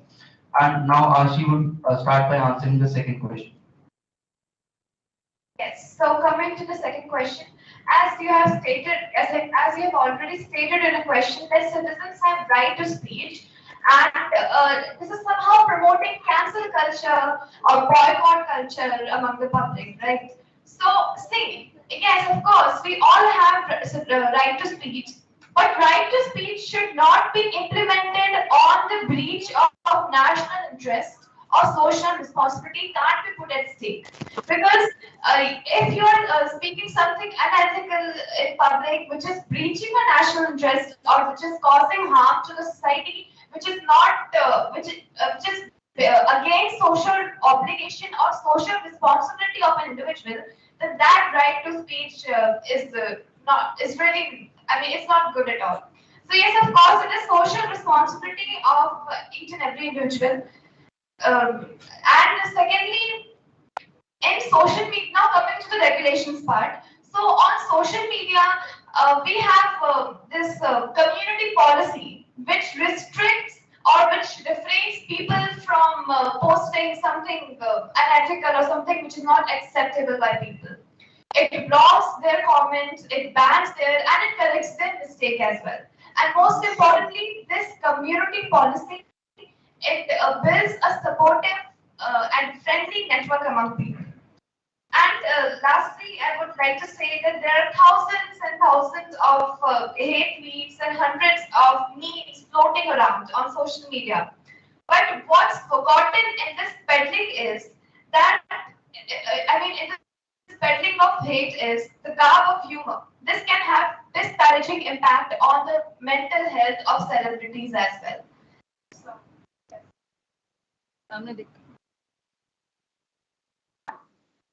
जो नागरिक है उनके पास अनुच्छेद 19 के तहत बोलने का अधिकार है, परंतु इसका मतलब यह नहीं कि वे कुछ भी बोल देंगे। उन्हें जो अभिनेता वगैरह हैं उनके पास गरिमापूर्ण जीवन जीने का अधिकार है, तो नागरिकों को उतना ही बोलना चाहिए जिससे कि जो अभिनेता वगैरह है उनकी गरिमा बनी रहे। जैसे हमने देखा कि आर्यन खान जो केस था, इसमें हमने देखा कि मीडिया है उन्होंने जो तथ्य थे उनमें कुछ अपनी बातें भी जोड़ के बता दी थी, जिसके कारण जो लोग थे उन्होंने जो उनके पिता है शाहरुख खान, उनके साथ ही जो कैंसर कल्चर वाली जो घटना है ये हो गई थी। इसी कारण जो उनके खुद का जो व्यवसाय था, उनके जो खुद के जो बहुत सारी कंपनियों के जो ब्रांड एम्बेसडर थे उनको उस काम से हटा दिया था, तो यह गलत है।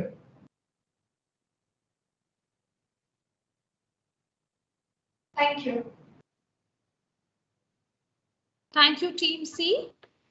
Thank you, Team A and Team C. I must say, it was a good deliberation of thoughts by both the teams. It is now time for the judges' question.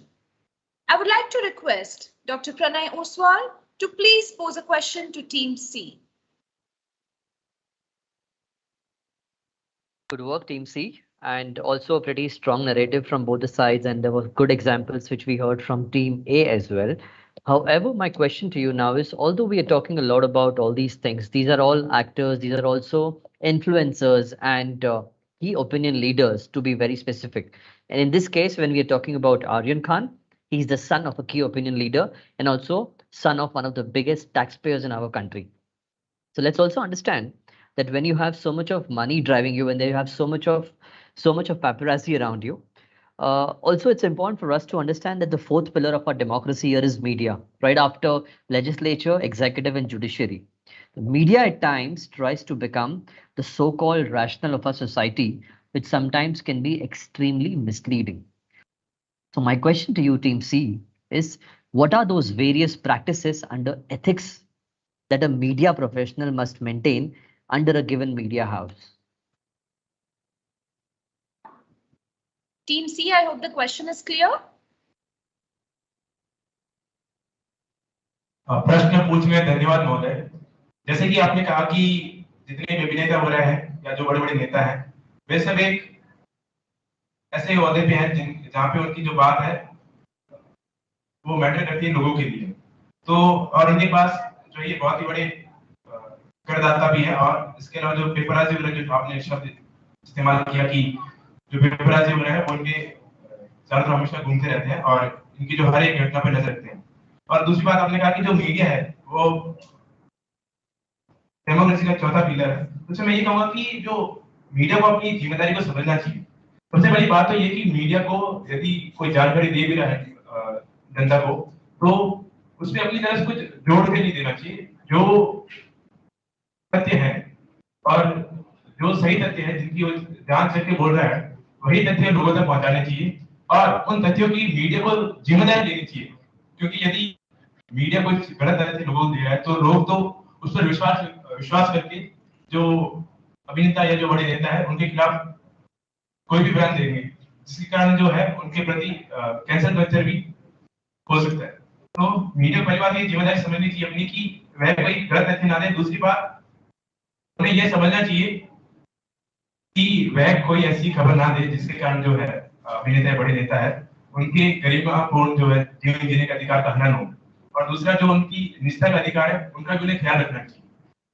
Media को मीडिया का काम करना चाहिए, ना कि न्यायालय का, क्योंकि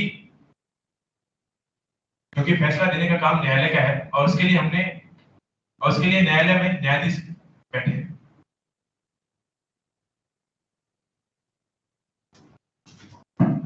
Yes, adding on to Bajrang's answer, like as you have already mentioned in your question, that what kind of ethics should be followed by media. So I would like to shed some light on that the information that is provided by the media, it should gain public trust of people. Most importantly, they should provide information which is free of unbiases, so that they could win public trust, public faith, and confidence of people. Most importantly, because if people lose faith from media, or if they lose their trust on media, then this somehow causes a lot of problem. Secondly, truthfulness. Truthfulness is another important aspect on which I would like to emphasize. Media should be truthful to public. It should be honest to public. It should maintain its journalistic ethics, transparency, accountability. These are some key aspects which should be kept in mind. Which should be followed by media. They should be transparent to people. They should be accountable to people, so that even if they are guilty sometimes, even for their misinformation or misspread of information, that they are accountable to it.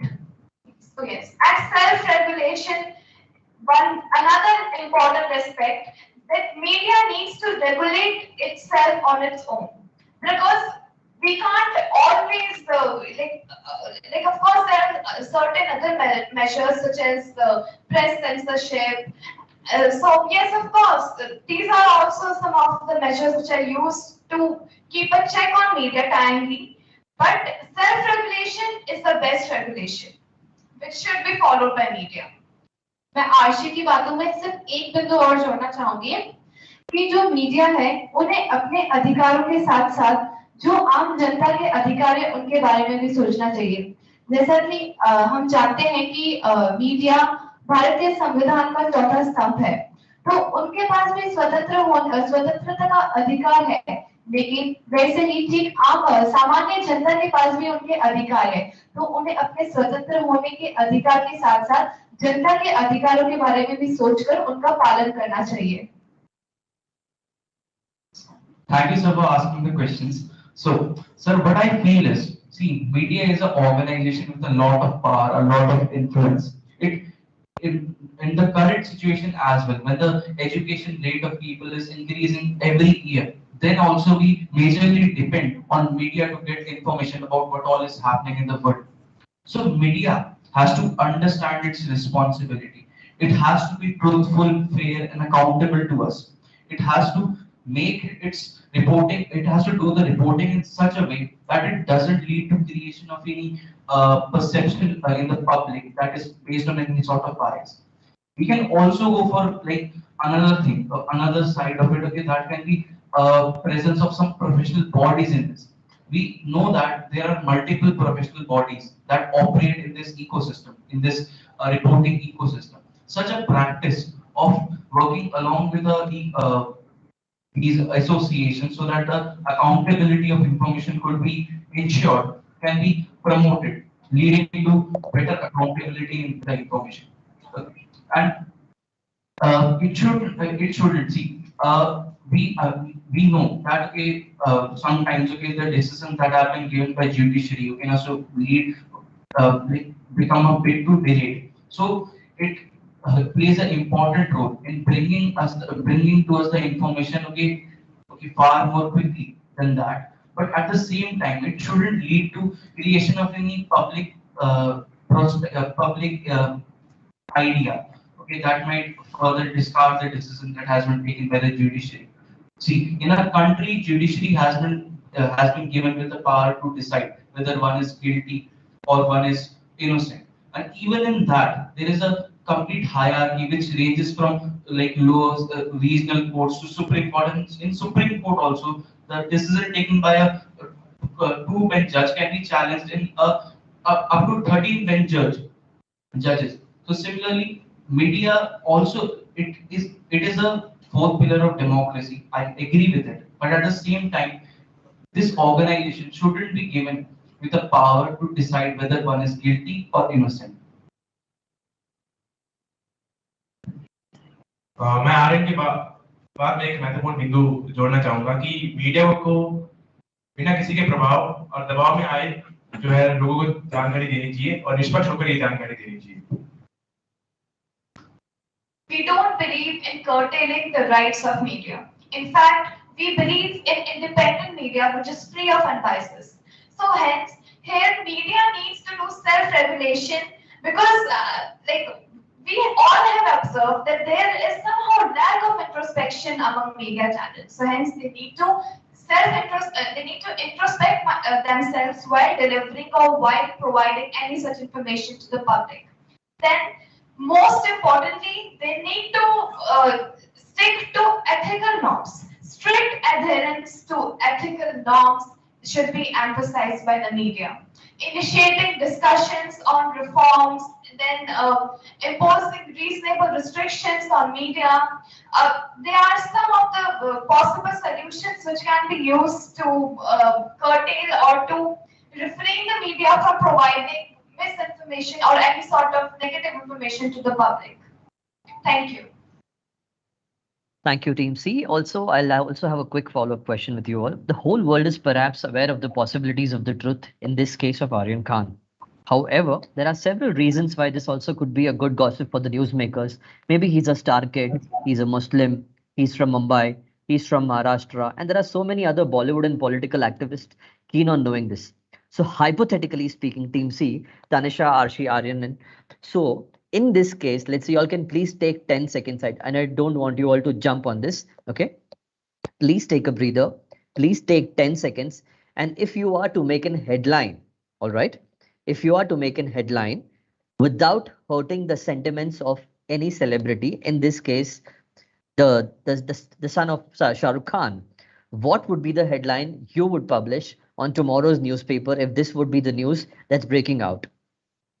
Please take 10 seconds and maybe 15 seconds for that matter, and only then answer this question.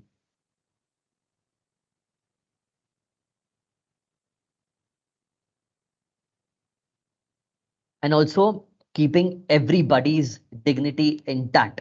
1, the celebrity. 1, the Bollywood fraternity. 3, the son, in this case, Aryan Khan. He's a teenager. Let's remember that. So if you were to publish this news, Team C, Tanisha, Arshi, Aryan, I'm sorry, I forgot the fourth gentleman's name. In this case, if you were to publish the news, what would be the headline?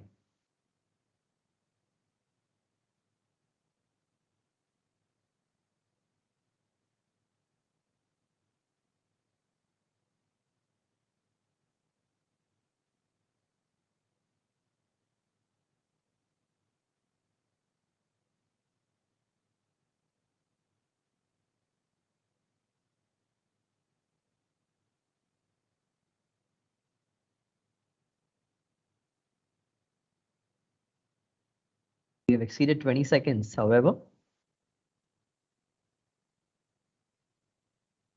So, without disclosing the identity, in the headline would be a teenager caught with drugs and cruise. All right. Thank you very much, Team C. So I suggest you could take ahead from this point. Thank you so much, sir. Thank you, Team C. Now I would request Dr. Madhushri Joshi to pose her question to Team C.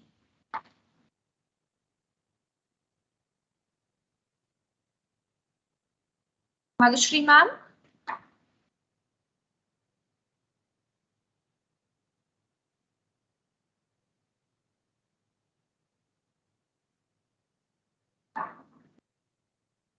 Madhushri ma'am, if we can please have your question for team C.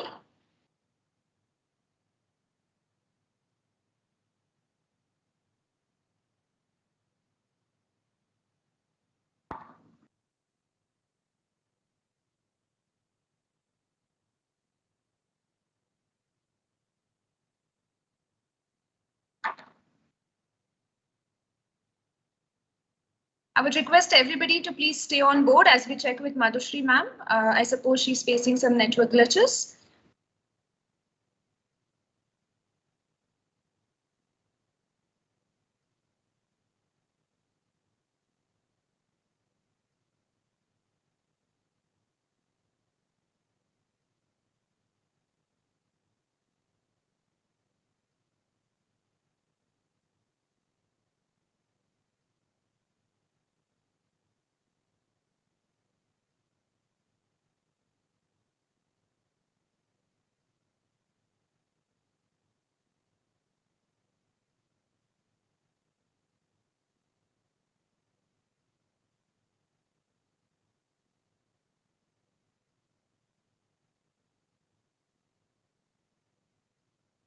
Madhushri ma'am will be joining us in a bit. I thank everybody for the patience.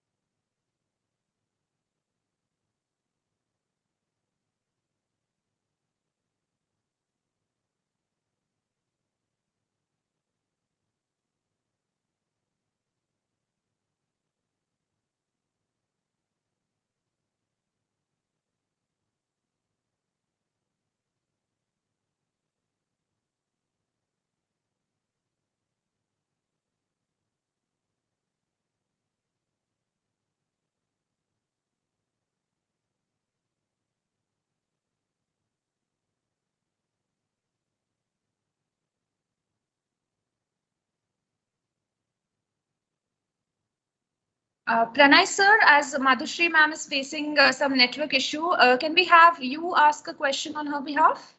If you have any of the questions regarding the case. So you're on mute. You'll have to unmute the mic. Yeah. Sure. So in this case, Team C, we often see, right, these key opinion leaders and key influencers, particularly people from Bollywood, they have a lot to speak and they have a lot to influence us. One is through endorsements. Second is through advertisements, which we see on television. So what, according to you personally, should we really allow? Because one of you all also mentioned some time ago that Deepika Padukone was also taken into custody for a while, and then later she was a jury at Cannes. We also spoke about another person talking about Johnny Depp and his wife, because the media already issued him wrong in this case. But later it was found that he's not wrong. However, my question to you, Team C, in this case is, if you were to be in the case of a real life scenario wherein you have to give certain judgments about anything to do with Bollywood, what, in your opinion, could be the right way to go about it?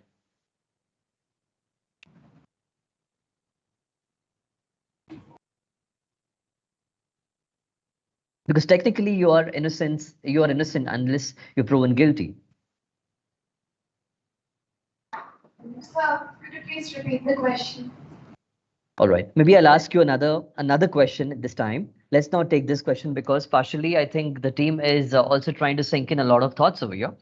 Let's say in this case, if you were to given a real life scenario wherein you have to take a decision for a select community in Bollywood, okay, especially the A-listers of Bollywood and these celebrities particularly, because nobody is interested in what's happening to a star kid who is not really doing successful in or to a star who is not really successful in life. So in this case, maybe the case is also important for the media. It's more of a news manufacturing set for them because one, it's gaining them a lot of TRP. It's gaining them a lot of traction because he's a Muslim. He's a Muslim actor. Third, he's also because he's one of the most looked after actor because there are other rivals also who are doing this. So in this case, particularly, what according to you, the question here is, what according to you could, in this case, that the whole fraternity should be asking you or maybe the whole fraternity should not be putting you into a trial without taking due consideration. Thank you, sir, for this insightful question. Like as we have already stated earlier, that media should provide information. Yes, it should state facts, but not at the cost of breaching someone's right to privacy. And if I was there, like as you have stated, that if you were there, then what would you, how would you have, like what would you have done? So I would have focused on witnesses and evidences, and I would have dealt with the case in a, in a more systematic, in a more accurate and correct way. I would have focused mainly on evidences and witnesses instead of following the paparazzi culture, instead of overstretching or overemphasizing on the issue. I would have focused on evidences and witnesses, and most importantly, focus on truthfulness. Because truth is the key. Truth is the key to media. If you are truthful to people, if you are truth, and most importantly, if you are truthful to yourself, then of course you will definitely do justice and you will definitely provide information which is free of unbiases. I agree with my friend's point of view. Okay, so as just as you said, okay, a problem like this, okay, leads to a lot of traction. It provides media with a lot of traction and a lot of things to cover. So, in such a case, when a public figure is like accused of something like this, it becomes even important for us to bring out the truth because we have to understand that these are the public figures and they influence the society a lot. So, what actions that they do should be brought in front of the people. And while coming out with any decision, evidences and witnesses shall be the only thing that are to be considered. Because what about the truth? What about the justice? How can we serve justice if we like consider the reports that are published by media and we make our verdict okay or based on that? How can we expect something like that to be just? Okay, great. I think that's all from my side, Team C. Thank you very much. Thank you so much, sir. As Madhushri ma'am couldn't join us for the question answer round, she's recorded her question. I would request the IT person from APS Kirkee to please play the recording for our participants. Team C, I think you'll have to be patient for a little more while. A few more questions coming up. Yeah, Rubina ma'am, we are just waiting for the recording. No problem. Thank you so much for being patient, everyone.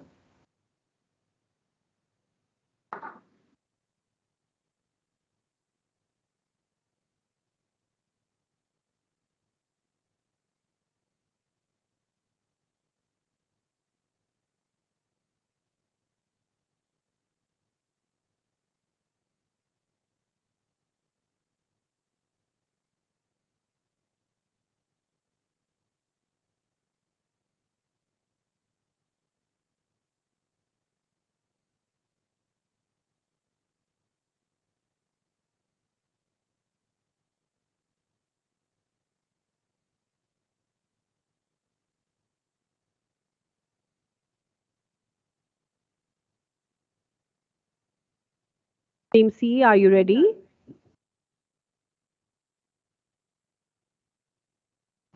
Yes, ma'am, we are.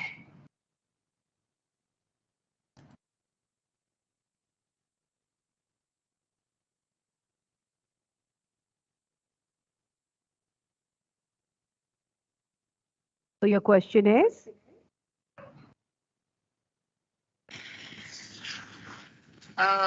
As you know, freedom of press is a fourth pillar of democracy.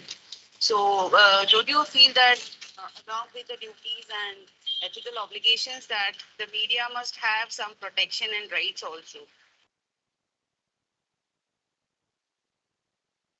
Can we have the audio repeated, please? I think the students did not get it clearly.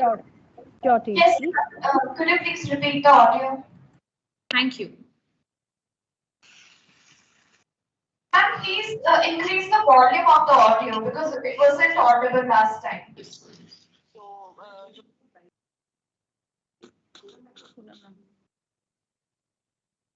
don't you feel that? Ma'am, we can't hear the audio.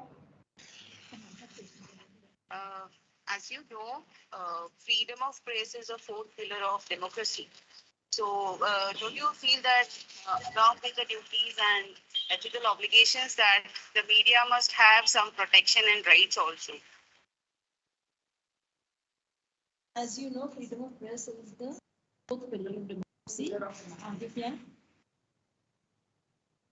Is the question clear to you, Team C? Yes, ma'am, it's clear now. Okay, you can go ahead with your answer. Okay, so first of all, thank you, ma'am, for the thought-provoking question, and we would like to answer it in the following way. As the Article 19A of Constitution states that the right to speech, speech and expression. Okay, so yes, media should have. I mean, media must have freedom to write and speak, of right to speech and expression. And however, we have already mentioned earlier that we are not in favor of curtailing the rights of media. We are not refraining them from providing information to the public, but our main concern is that the information should not breach national security, national interest, or anyone's or any individual's dignified life. That's our primary focus. और मैं आशी की बात में कुछ एक महत्वपूर्ण बिंदु जोड़ना चाहूंगा कि मीडिया के पास बोलने की स्वतंत्रता है अनुच्छेद 19 के तहत, परंतु उनके पास फैसला लेने का अधिकार उन्हें किसने दिया? मीडिया का काम सिर्फ खबर देना होना चाहिए, ना कि किसी मामले पर उन्हें फैसला सुनाना चाहिए। जैसे कि हम देखते हैं कि आजकल जितने भी मीडिया चैनल है, वे अपने चैनलों पर जो है बहस और कराते हैं, इसमें वे क्या करते हैं कि अंत में जाकर अपना फैसला भी दे देते हैं और लोग इनसे प्रभावित भी हो जाते हैं। तो हमारा ये कहना है कि मीडिया को अपनी नैतिक जिम्मेदारी निभाते हुए ये समझना चाहिए कि वे सिर्फ खबर देने का काम करें, ना कि न्यायालय का। I agree with my friend's point of view. What I feel is media in itself should understand its responsibilities. Otherwise, it might lead to a situation where such a thing might be required to impose on media. And as we people know, a democratic arrangement without free media is meaningless. It shouldn't be about to blame media every time, or it should be it or it should like we also have to understand that media also plays an important role in like bringing out the facts and figures that might have been hidden from the public.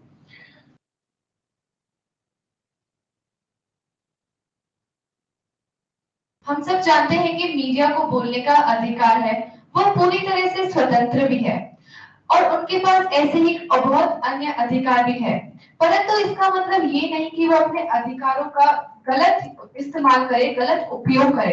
अगर media को वाकई में अपने अधिकारों का उपयोग करना है तो उन्हें सही तरह से करना होगा। one more key aspect which I would like to cover in it is that rights and duties, they complement each other. They go hand in hand.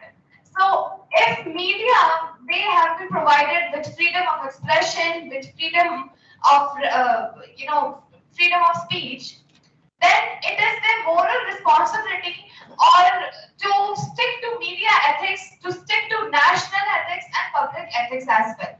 So they're morally obliged to do so.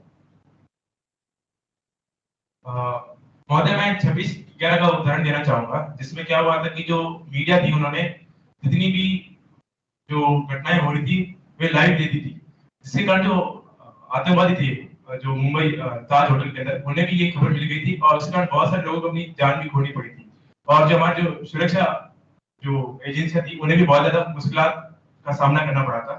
तो यदि media अपने बातों के अंदर राष्ट्र हित को शामिल करके कोई खबर दे और ऐसी खबर ना दे जिससे लोग जो भड़क जाए या फिर राष्ट्र हित का हनन हो, तो मीडिया को ये जो खबर देने की जिम्मेदारी बहुत ही नैतिकता के साथ निभानी चाहिए।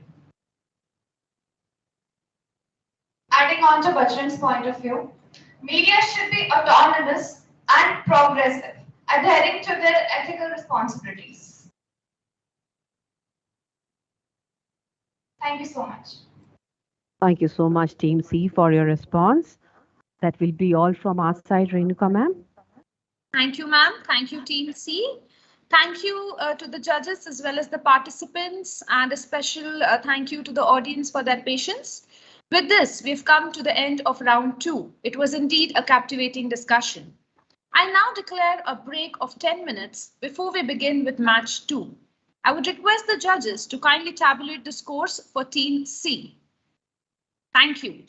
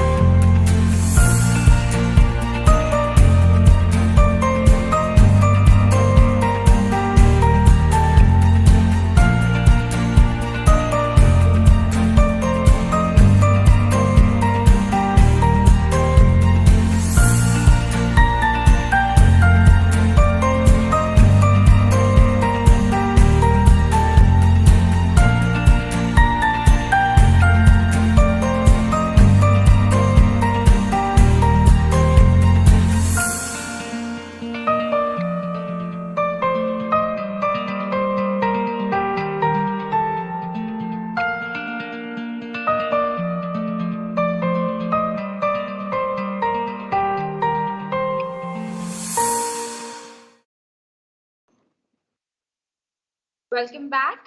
A very good morning yet again to our honorable judges, talented participants, the teacher in charges, and our dear audience. I take this opportunity to be the moderator for Day 4, Match 2 of Command Level Ethics Bowl Competition 2022. We have witnessed some very compelling ideas from both the teams in the first match. Now it is time for Team D and Team E to present their views on the case studies provided. As it is rightly said, ethics is knowing the difference between what you have a right to do and what is right to do. On this note, let us begin with today's competition. We have Team D and Team E with us for match 2. I now request the participants of Team D to introduce themselves to our audience and judges. A very pleasant good morning to one and all present here. I'm Niharika Sharma from Team D and I'm looking forward to a constructive match.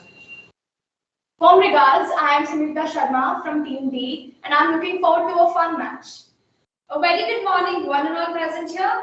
I am Bhumi Arora from Team D and I look forward to an ethical discussion. Good morning everyone present over here. My name is Daksh Bhatt and I am a member of Team D. I look forward to a fair match. Thank you, Team D. Now it's time for the participants of Team E to introduce themselves to the audience. Morning everyone, this is Ashmat Mukherjee from Team E, looking forward to a fruitful discussion. Good morning everyone, I'm Ekta Tiwari from Team E, looking forward to a great discussion. Good morning everyone, I'm Nandini Mehra from Team E and I'm looking forward to an insightful discussion. सुमध्यान मैं हनुक smile team ई से धन्यवाद. Thank you, Team E. I wish all the best to the teams as they explore ethical solutions to the provided case studies. I'm looking forward to witness an engaging and lively discussion from both the teams. Before we begin the match, I would like to reiterate some of the important rules to the participants. I would request everyone in the meeting to switch off their camera and mic, except for the judges and the participants. Please note that the teams are not allowed to use any electronic gadgets except the platform used for the match. You're not allowed to use any material for reading or reference. As we begin the match, I, as the moderator, will introduce the case study for the benefit of the audience. Team D will be given 10 to 12 minutes to present its commentary. A reminder after 10 minutes and one after 12 minutes will be given to the participants. After that, 2 marks will be deducted for exceeding the time limit. Team E will be given 3 minutes to confer post Team D's commentary, after which they will get 5 to 7 minutes to present their viewpoint. Team D at this point is also required to ask a maximum of 2 questions. Team D is given 2 to 3 minutes to confer and come back with answers. No cross questions are allowed by the other team at this point. Team D then gets 5 to 7 minutes to answer the questions posed by the opponent team. I hope the rules are clear to all the participants. Yes, ma'am. ma'am. Yes, ma'am. Can I get a confirmation from Team E?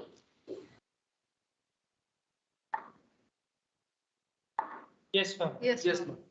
Thank you. So let us begin with the match. Team D, be ready. I'm now going to read your case study. Your case study is titled as Clothing of Calamity. Throughout Africa, the primary source of textile goods, especially clothing, is second-hand imports from the United States and other Western countries. Rwanda and some other African nations have decided to ban imported second-hand clothing. There are 2 primary reasons for this. First, they want to protect their own developing textile industries, and second, they argue that the pervasiveness of second-hand clothing compromises the dignity of Rwandan people. Because Rwandans can buy imported second-hand clothes for so cheap or even receive them for free, it has been possible for the Rwandan textile industry to flourish. A flourishing textile industry is an important part of the economic development because it would create jobs and a revenue stream that Rwanda's economy badly needs. In addition, the Rwandan government argues that the Rwandan people's reliance on second-hand clothing compromises their dignity. Throughout East Africa, there are names for used clothing from Western countries. For example, in Kenya, people call them clothes of dead white people. And in Mozambique, they call them the clothing of calamity. Clara Kamanzi, the CEO of Rwanda Development Board, argues that the Rwandan government is looking out for its people. She says, our citizens deserve better than becoming the recipients of discarded clothes from the Western world. In 2017, Rwanda raised import taxes on second-hand clothing to such a high level that it functionally created a ban. But the United States relies heavily on Rwanda and other East African countries as a place to offload its overabundance of used clothing. As such, the United States threatened to remove Rwanda from a preferential trade deal, the Africa Growth and Opportunity Act. This trade deal was originally created to help lift countries in sub-Saharan Africa out of poverty. However, the trade deal was also beneficial to the United States, and the White House had the legal right to end the deal if it ended up no longer being beneficial. Rwandan leaders, though, argued that this was a form of coercion and that they were being punished for looking out for their own people. To be clear, there are important questions here about morality that are distinct from political rights. For example, there is no question that the United States did have a legal right to leave a trade agreement that no longer benefited them. Your question for the case study is, are countries obligated to create trade policies and other kinds of policies that are fair? Or is it morally permissible for countries to seek whatever advantage they can? I hope the case study and the question are clear to Team D. Yes, ma'am. Yes, ma'am. All right, Team D, you now have 10 to 12 minutes for your presentation. Your time starts now.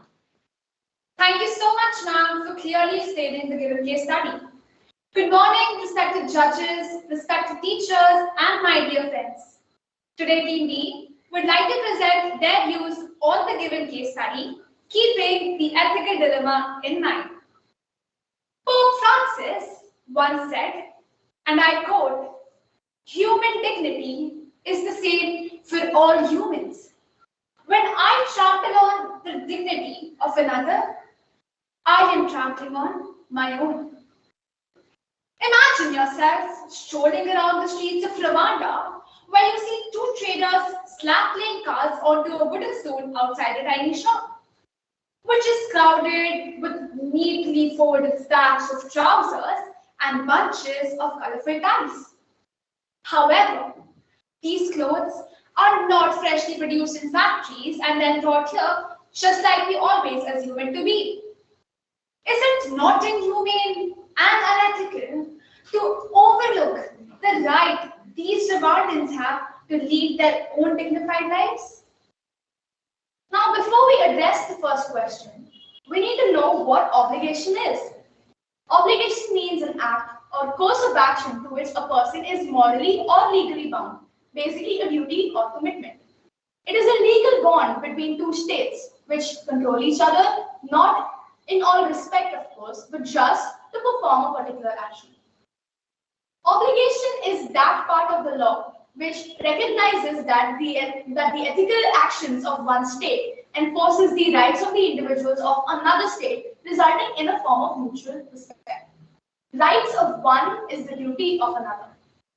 The World Trade Organization attempts to promote free and fair trade, an increasingly difficult task, which it undertakes with varying success.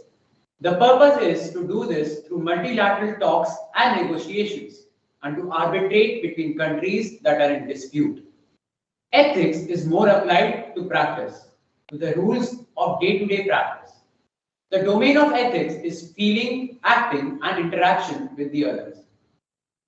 Members of the WTO must abide by the negotiated trade rules that are guided by 4 basic principles. 1. Most favored nations. This ensures non-discrimination at the border. Favor one and you favor all. 2. National treatment, treating both domestic and foreign goods equally. 3. Traffication, reduction in trade barriers through reducing tariffs and non-tariff barriers in a gradual manner. And 4. Transparency, predictability through binding obligations and transparency. Rwanda has one of the lowest urbanization rates in Africa, a fledgling economy, and state where majority of Rwandans are subsistence farmers. There are a few coffee and tea plantation and processing plants which have suffered looting and destruction in the 1994 civil war. With economic aid from the international community, tea and coffee are being rehabilitated and have reached the pre-1994 production levels. Coffee is Rwanda's main export, accounting for 60% of the country's foreign exchange earning. Tea accounts for about 30%. Rwanda has a small industrial sector that only employs about 3% of the population, including but not limited to the clothing industry. Rwanda has achieved impressive development gains in 1994 genocide war and civil war. The World Bank supports energy, agriculture, and transport sectors. Despite suspension of duty-free status for Rwandan apparel products in 2018, under the African Growth and Opportunity Act, following a decision by Rwanda to raise tariffs on second-hand clothes to protect the domestic industry, Rwanda exported $5.9 million worth of textile and garment products in 2018. By 2020, note that this value increased to around $34.6 million, implying the raised volume of garment exports to markets like the Democratic Republic of Congo, Belgium, Germany, and Hong Kong. Nations need to support each other and assure mutual welfare to ensure optimum growth in countries and preempt poverty, crime, and wars. The trade policies that they make need to be fair. However, these obligations are definitely affected by political, economic, and military power. Let's take the example of India and Pakistan. India is way ahead of Pakistan in almost every field. But due to tensions of partition and mistrust, the two nations are at loggerheads with each other. And like POK, have ways of asserting their values on each other in such a way that strains the relationships between the two countries. China and Taiwan are also in a very similar situation. China claims Taiwan as its own. Further, China also has border disputes with India and is currently in a military standoff at Ladakh. Both are military powerhouses. In the given case study, the Rwandan government should use a calibrated approach to the used clothes rather than to make it a prestige issue, especially keeping hygiene and the dignity of the people in mind. Ethically, Rwanda must study the economic, social, and financial factors discussed with the USA and strive for a more equitable deal. After all, the building blocks of its plans are in place. That's the way forward since coexistence and cooperation will benefit all. Now, used clothes are given all over the world, including India, at times of great calamities, refugee crisis, and even natural disasters. It is ethical and acceptable. The government has launched a national Made in Rwanda campaign to mobilize support for local entrepreneurs, artists, and craftsmen, as well as encourage companies to improve production quality and standards. TV and radio advertisements urge Rwandans to shop locally while also using second-hand clothes. However, in nursing the economy back to health, Rwanda must avoid absolute approach of all or nothing, which will harm their citizens even more. Moreover, in trade, agreements are always a two-way flow of benefits. It is never unilateral. That is why it is called an agreement. All trade policies are always give and take. The mantra is mutual benefit. As for seeking whatever advantage they can, such attempts are countered by the other countries with taxes, anti-dumping duties, and more. Definitely, there is a perspective to having an ethical and fair trade agreement always. But this perspective can undergo change when the economic or financial position of the other country deteriorates. Rwanda is right in asserting its national identity and self-determination as well as the dignity of its citizens. And by threatening to cancel the agreement, USA has been compelled to come to the negotiating table. By forcing USA to renegotiate, Rwanda is becoming a role model for the rest of Africa to extract favorable outcomes in trade agreements. But there is still the question of fairness since Rwanda is the more reliant on the policy, right? The China OBOR, or One Belt, One Road initiative, is actually favoring China more. Pakistan has also become dependent on China, as also other countries like Nepal, Sri Lanka, and many African countries. Now, this is sounding the alarm bells everywhere. This initiative aims to strengthen Beijing's economic leadership through a vast program of infrastructure building throughout China's neighboring regions. While this helps other countries too, they are now made to be dependent on China. Again comes the question of fairness. That is where the beautiful concept of international human rights law comes into place. International human rights law lays down the obligations which states are bound to respect. By becoming parties to international treaties and policies, states assume obligations and duties under international law to respect, to protect, and to fulfill human rights. The obligation to respect means that states must refrain from interfering with or curtailing the enjoyment of human rights. The obligation to protect requires states to protect individuals and groups against human rights abuses. The obligation to fulfill means that the state must take positive action to facilitate the enjoyment of basic human rights. Through ratification of international human rights treaties, governments undertake to put into place domestic measures and legislation compatible with their treaty and policy obligations and duties. Where domestic legal proceedings fail to address human rights abuses, mechanisms and procedures for individual complaints or communications are available at the regional and international levels to help ensure that international human rights standards are indeed respected, implemented, and enforced at the local level. All in all, obligations nations have towards each other have fair trade and mutual respect. There is much to be based on reciprocative trades, policies, and arrangement. States involved can prosper and ensure prosperity. This consequently brings us one step closer to world peace and world collaboration. And while economic, political, military power do have effect on these, collaborative efforts must be taken in place to maintain unity and that the nations have with each other as policies recognize advantages and ensure a win-win situation for those involved in a national and individual level. This is the most ethical and moral responsible solution for everyone involved. On the behalf of my teammates, I would now like to reiterate our stand. We strongly appreciate a renegotiation between USA and Rwanda where it is mutually understood by the self-sufficient country to ensure the welfare of the one in need rather than exploiting their crisis and taking advantage under the name of help. I would like to end it with a quote. Peace cannot be kept by force, but can only be achieved by understanding. Thank you. Thank you. Thank you. Thank you, Team D. It was quite a stimulating discussion. I request Team E to now confer for 3 minutes and present their commentary on Team D's presentation.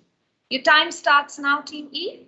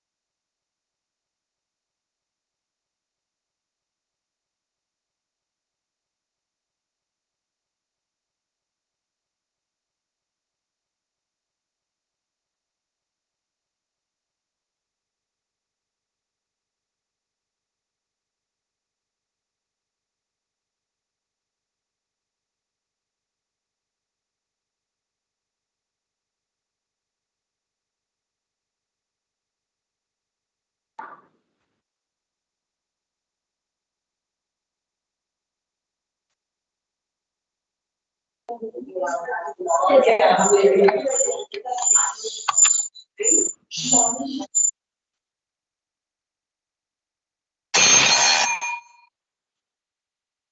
time is up, Team E. You're now requested to present your commentary and pose the questions to Team D. You have 5 to 7 minutes for the same. Thank you, Team D, for the insightful and well-articulated presentation. You made some great points in your presentation. We wholeheartedly appreciate them. Now, Team E would like to present our views on the case study. Each week, Ghana receives 15 million items of used clothing sent from the West, but 40% of the products gets discarded due to poor quality. They end up at landfills and in bodies of water, polluting entire ecosystems. Second-hand clothing are an environmental catastrophe in the making. While most of the second-hand clothes are typically donated with good intentions from industrialized countries, they have now become an environmental hazard in Ghana and beyond. Other African nations have indeed taken a more proactive and bold approach, especially on part of authorities and regulations. When it comes to the waste created by second-hand clothing, issuing bans. Rwanda, for example, has banned second-hand clothes imports in 2018 in order to boost its own textile industry. We did not get any good clothing at all, a trader told DW after one of these hasty routines. Hence, the import of second-hand clothing does more harm than good. It violates the Sustainable Development Goal number 17. Just for a short-term relief, no country wants to hamper the lives of their future generations. I would now request my peer Ekta to shed more light on the economical impacts of second-hand clothing. Thank you very much, Ashmit. A 2006 German study looking at the industry in sub-Saharan Africa reported that Ghana had suffered a decline in textile output of about 50% between 1975 and 2000. In Zambia, employment in the textile sector had dropped from 25,000 in the 1980s to below 10,000 in 2002. Respected audience, if you were asked to choose between importing used garments or developing your own country's industries, I am sure you would have picked the latter. Some African countries have had enough of hand-me-downs and the impact they are having on local industries. In 2015, member states of the East African Community (EAC), which comprises Burundi, Kenya, Rwanda, Tanzania, and Uganda, announced they would ban second-hand imports from 2019 to protect their own clothing manufacturers. East African countries, which account for 13% of the global market in second-hand textiles, began imposing tariffs. Recently, the deliveries from the West have increasingly been focused on so-called fast fashion items. These clothes usually wear out after only a few weeks. The goods that are coming now are really affecting our businesses, a trader said, stressing that such cheap items cannot be resold in the local market. I would now request my peer Nandini to continue the presentation. Thank you so very much, Ekta, for your wonderful and stimulating presentation. There is some self-interest behind every friendship. The goods that are coming are really affecting our business. There is no friendship without self-interest. And this is the bitter truth.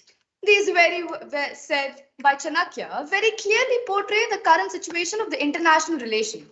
A country helps the other in their time of distress and hardships, portraying that they are doing it on a humanitarian level, which to some extent is very true.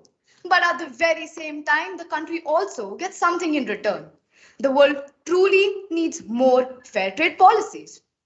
Fair trade is trading partnership based on dialogue, transparency, respect, which seeks greater equity in international trade.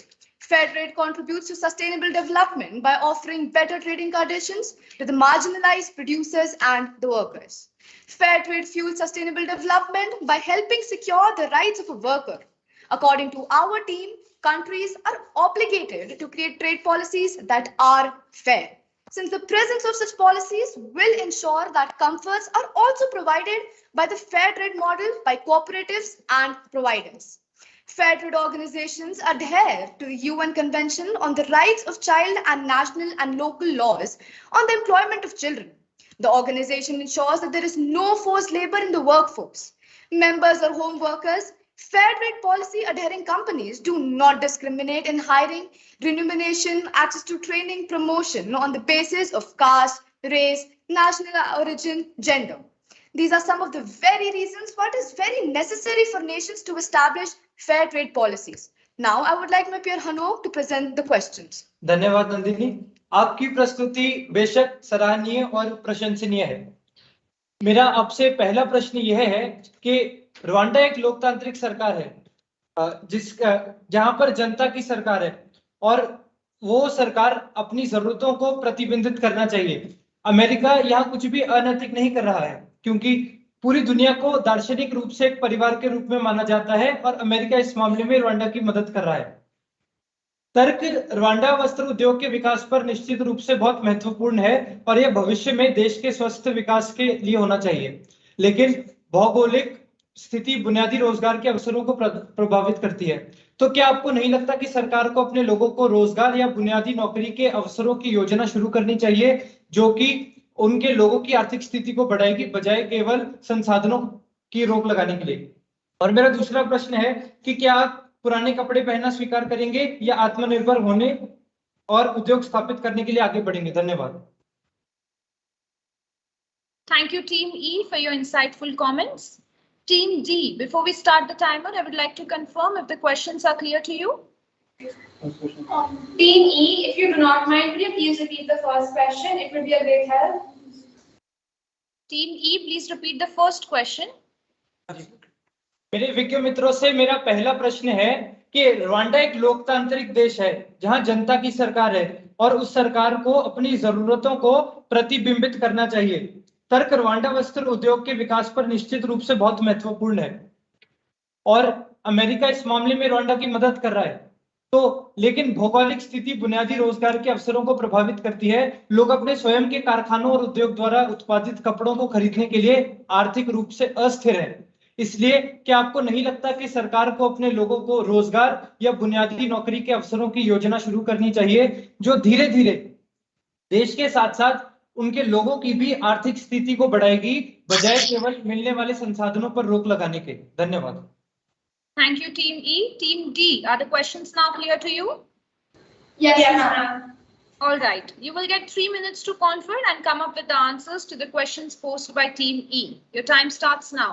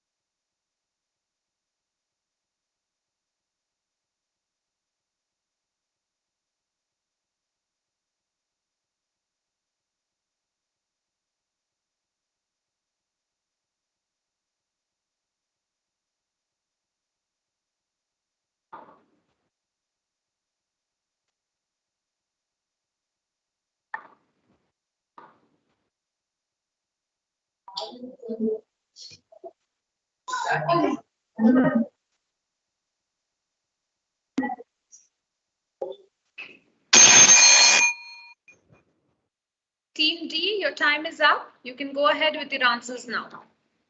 Thank you so much, Team D, for such a well-drafted comment. It actually made me see the entire dilemma from a new perspective. Now, the first question posed to my team was that why don't the Rwandans focus on creating more employment opportunities rather than entirely stopping the American import of the discarded clothes? What we need to understand is that there was a deadly war in 1994 in Rwanda, and the repercussions are still felt till date, because of which all the skilled laborers migrated to the neighboring countries. Now we need to understand that in Rwanda, there is an absence of skilled labor, absence of machinery, absence of technology. In such cases, it is easier said than done to create employment. Now comes in a new point that if America was so keen on helping the neighboring countries or helping its ally, why is it not providing technology? Why is it not helping them with machinery instead of providing the second-hand clothes? As you even mentioned in your comment, that second-hand clothes are rather, a burden on you because they do not only affect your dignity, but also cause environmental hazards. I rightly agree on that. So America should rather understand that technology is not to be hoarded, but rather to be shared. If America changes their opinion, their perspective on how to help the weaker countries, maybe this world can become a better place to live.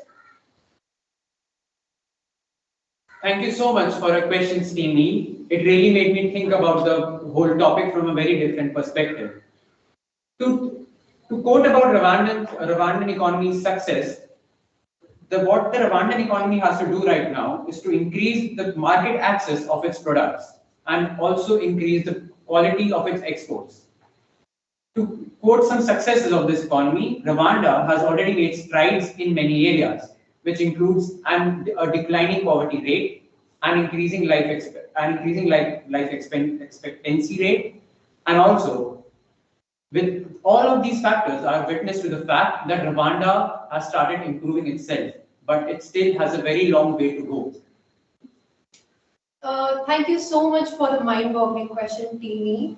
So, to add to that, I would like, what we stand for is that Rwanda should go hand in hand with USA till the time it does not have the money and the technology to support itself, to sustain itself. And moreover, I would like to add the fact that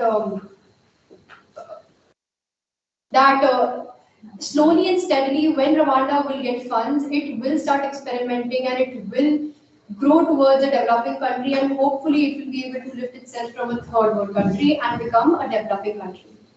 Keeping that point in mind, I would like to repeat, it's a third world country. It does not have the access and the reach as USA does. And having USA as an ally is a very important thing for them right now. And of course, if this will also answer your second question. Now, if I were offered second-hand clothes, let's say by my sibling, I might accept it, but I'm not going to feel good about it because that particular object, that cloth, was new when they used it. And then after they've used it, they've given it to me. So no, I will not, feel compelled to use it. Similarly, even if, the fact that donation exists is not proof enough, donation exists for a reason. Forget the fact that someone else is giving you the clothes. Think of the perspective of the person receiving them. You are in such a bad state that you have to actually take aid from someone else, even for clothes. Now, Rwanda, yes, they are bringing themselves back, especially considering the civil war that happened. And even their tea exports, their coffee exports, of which they are particularly known for, of which everyone around the world knows them for, is coming back. And yes, employment rates are coming down. But this right now is the only way that they can this is the only way they can ensure that their economy remains stable, especially in these times.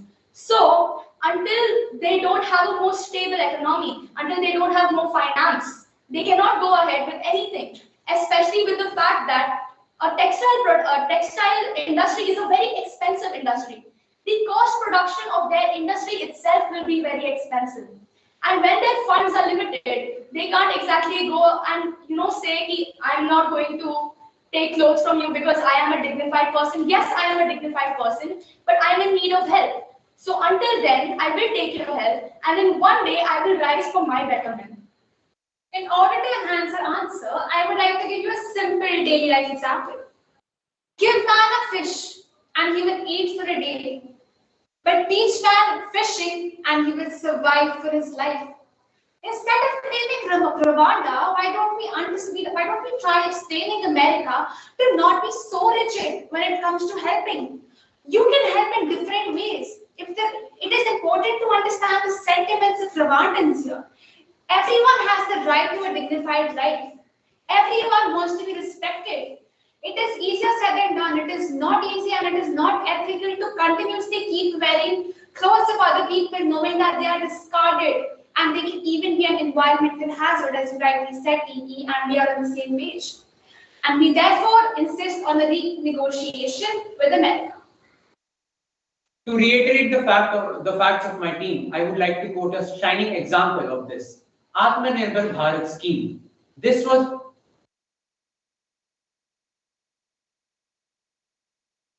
if the US really wants to help Rwanda, instead of donating used clothes, it should manufacture those clothes inside Rwanda itself. This will increase jobs, increase industrialization, and give them better clothes. And this also ensures dignity. And to finally iterate, they neither have the political power nor the financial power to go forward to say no. So that is a very important point to keep in mind. Thank you. Thank you. Thank you, Team D. Thank you to both the teams for a well-delivered argument. It is now time for the judges' question. I would like to request Pranay sir to please pose a question to Team D. Well done, Team D. I think your narratives are pretty good, pretty strong, and pretty clear. However, let's also understand that Rwanda is a country with barely like 1.2 crore people in it. At the same time, when you talk about the United States of America, they're around 331 million people. Now, let's also understand that it's practically not possible for a country like Rwanda to actually conquer each of its problems. All right. One, it is landlocked. Two, the transportation costs are very high. The cost of electricity is very high. The purchasing power is pretty low. The limited access to finance and the accessibility to debts is pretty low. There are multiple compliances, especially when it comes to ease of doing any form of business or even starting any new business in Rwanda, especially in East Africa. And there are so many environmental issues also which they also need to look after. Now, my question to you, particularly Team D, is especially when a country like Rwanda is a member of the United Nations, it's a member of the African Union, it's a member of the Francophonia, it's a member of the East African community, it's a member of the Commonwealth of Nations. What, according to you, Team D, is when the whole world is talking about diversity and inclusion, should this be even allowed as a practice to be followed in the subcontinent of East Africa? So could you please repeat your question? So the question is, especially when it is a part of such amazing organizations like the United Nations, the African Union, the Francophonie, East African Community, Commonwealth of Nations, where, I mean, in this entire process, we are talking about diversity and inclusion, broadly speaking. So should this be even allowed as a practice to be done? Thank you for your question, sir. This is a very interesting question. And to start off, I would like to say that you are absolutely right in saying that Rwanda is landlocked and that it's a very small country. But that is why when it involves itself in such unions, it's in such communities, it is exposing itself to allies. Now, when you think of it in that perspective, in this particular time, Rwanda should prioritize making absolutely cordial relationships with its neighbors as well as with the allies that it already has relationships with. It can create a trading bloc, sir. And a trading bloc is a very important thing, especially considering Africa's entire situation. Rwanda, unfortunately, is one of them. Now, Rwanda and the countries that are associated with Rwanda, that share the ideas of Rwanda, can create a bloc. And instead of treating the instead of treating each country individually, the bloc will be considered as a whole. And then that itself, like the African Union, can be considered as a very important big facet, because then they will not only ensure ties with big allies, but also with allies who are relatively smaller and third world countries, like for example Rwanda itself, like Burundi, like Uganda, like Tunisia, practically every country in Africa.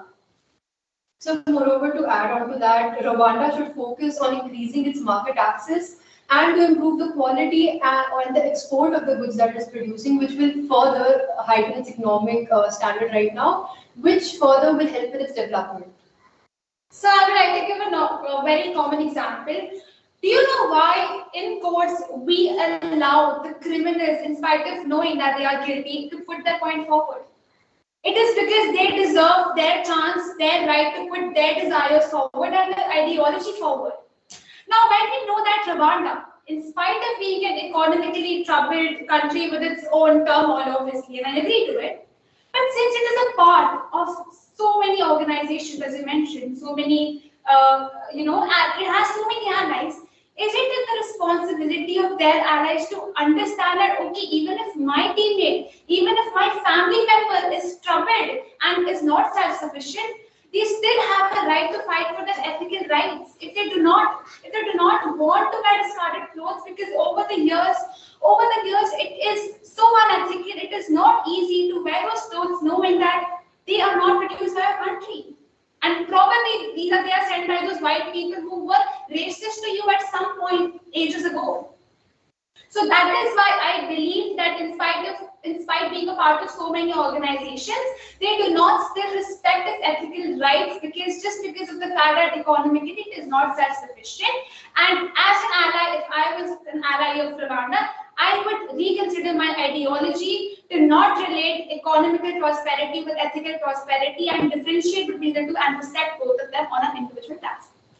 So to add on to those points made by my teammate, I would like to reiterate the fact that if Rwanda wants to improve its current situation, it first has to ensure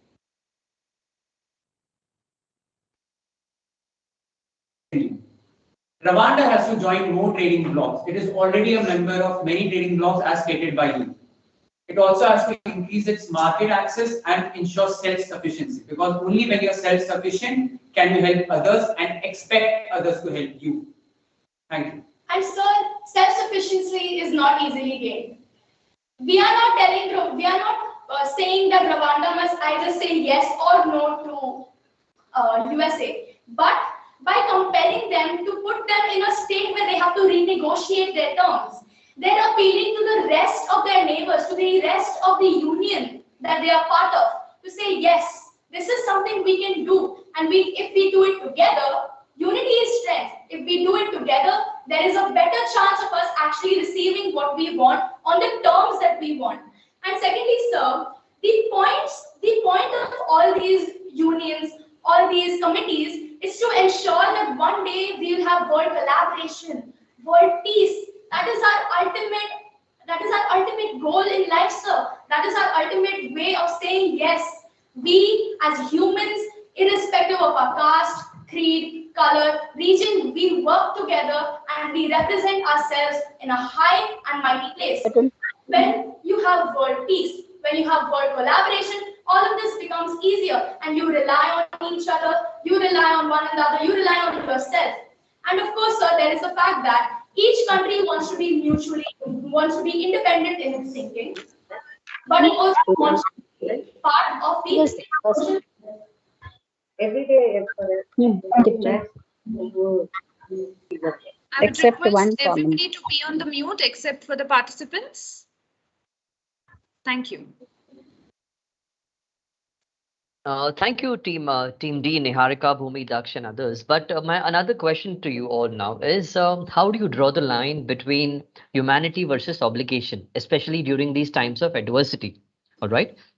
Now, I think there was a participant from TE. I think it was Nandini. She also spoke about humanity versus obligation. These are those times, especially when this current war is going on between Russia and treaty, but so is USA obliged to consider the ethical points of the partner that dealing with. They need to understand what they want ethically. They need to understand their psychology, their ethical dilemma. Moral obligation and their ethics and humanity go hand in hand. So moreover, I would like to add, if a country is overlooking humanity, it is extremely unethical of the country to do so. Because humanity is one thing that we need to put, that should be our number one priority by doing anything. Thank you, sir. And sir, of course, we can't ignore the fact that the World Trade Organization exists for this particular reason, to enact the laws of humanity, of ethics, and to ensure the fact that it's fair between everyone involved.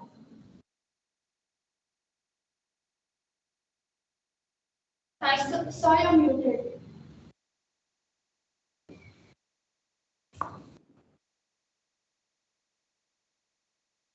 So you're still not audible. Can you please look into? So please unmute your mic.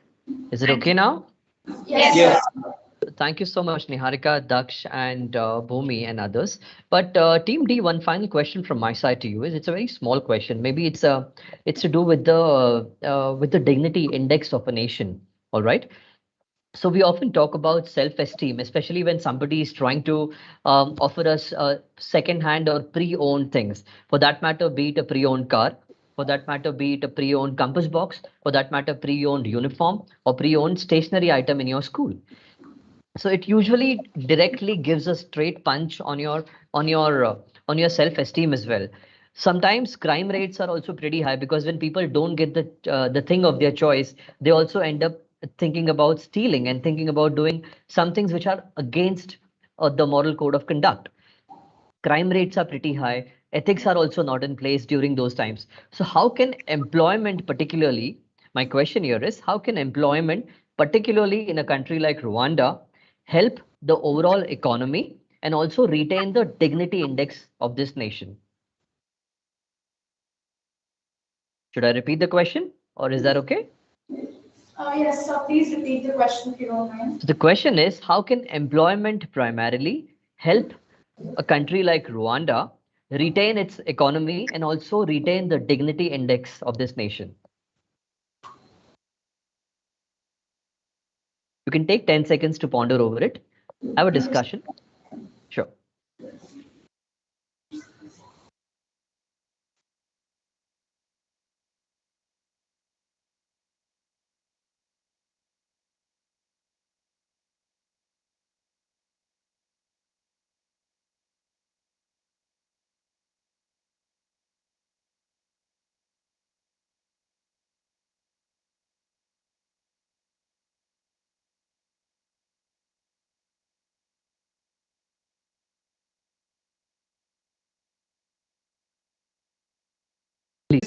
Different pride in wearing and using those products. Like for example, when I use a product and it is written below it that it is made in India, I feel a different pride when I use it. So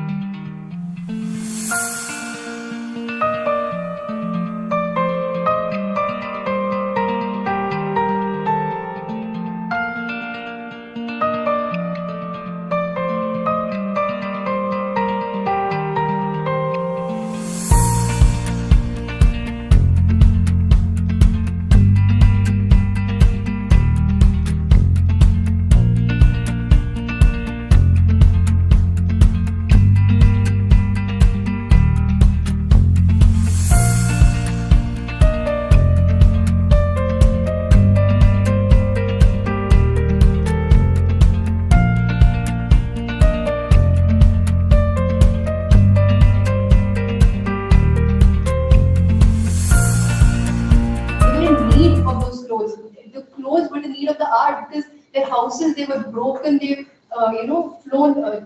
they flew away with the water. And sir, to add on to this, self-esteem is a very important thing in all our lives, yes. But if you're in a very bad position, like for example, taking the Kerala floods itself, will you think, oh no, I have a self-esteem, so I'm not going to take these loads even though I'm in need of them? No, sir, you won't. You will think that yes, at least something is being covered. Now I can focus on the rest of it. No, So no, I would Niharika and Bhumi, my question here is, it's not to do about these extreme situations of adversity and crisis. I'm not talking about a war. Neither am I talking about a calamity like a flood in this case. The question is purely like, how can employment really help a country? Because see, what happens is, whenever you wish to start anything in a new country, you talk about pestle analysis. Pestle is nothing but PESTEL, political analysis, environmental analysis, socio-cultural analysis, technological analysis, economical analysis, and legal analysis. So when you talk about all these six things, Rwanda is not qualifying in most of the criterias. All right. So in a country like Rwanda, how can employment really help? Let's take the last 30 seconds and wrap this question. So I would like to give a personal example of mine. I usually ask my seniors for their old books once they pass out their standard and I am promoted to that standard. Now what happens is, over the years I keep using their books.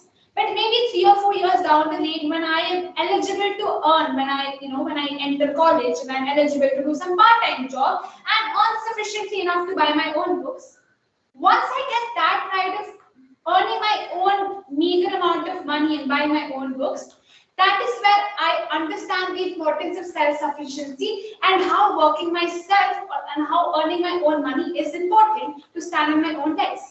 Similarly is the case of a nation and employment.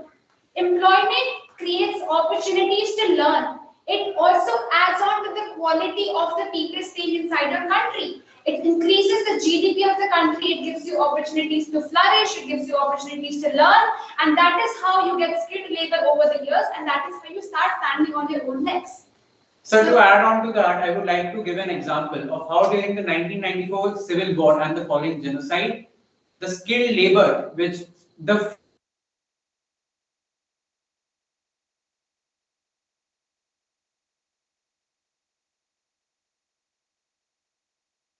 in this situation is ensure first is to work with the local government and ensure political stability.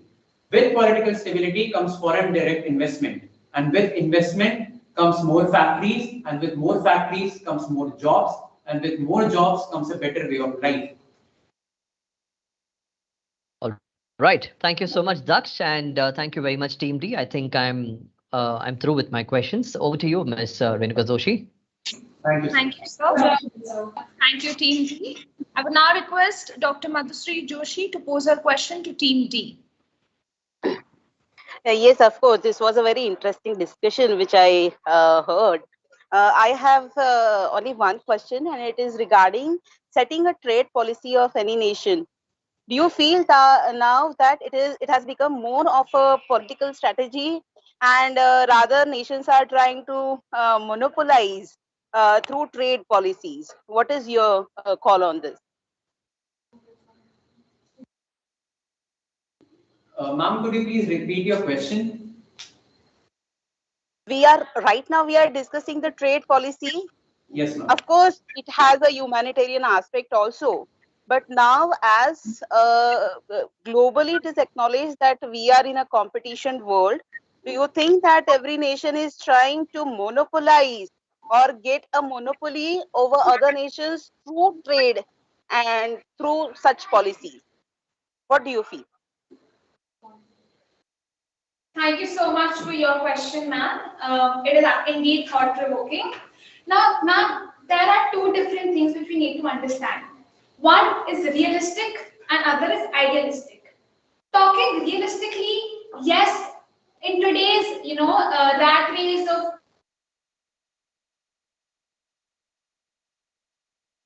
everyone obviously wants to monopolize, expand their territory, expand their business, and exercise rights over the other.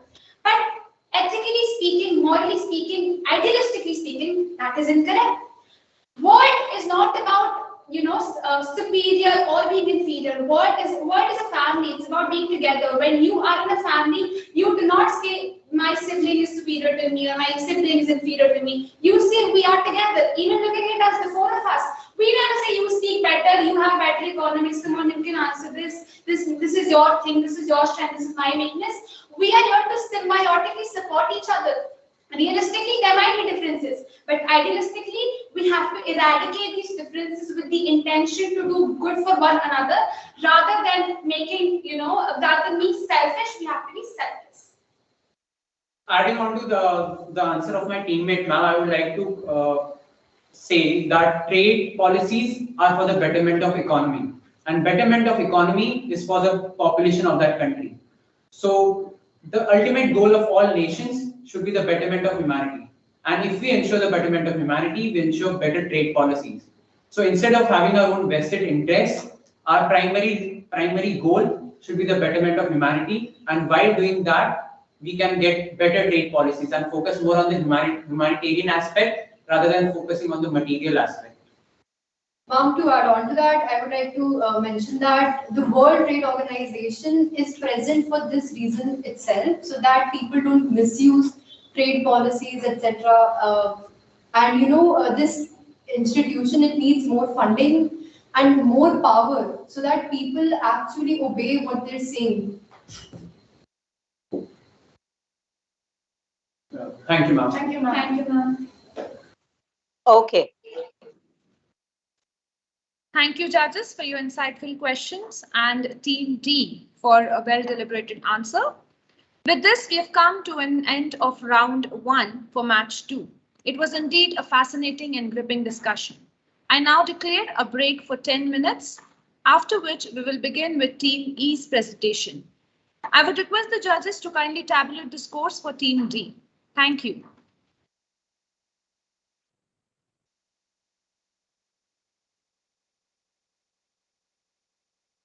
Thank you, ma'am.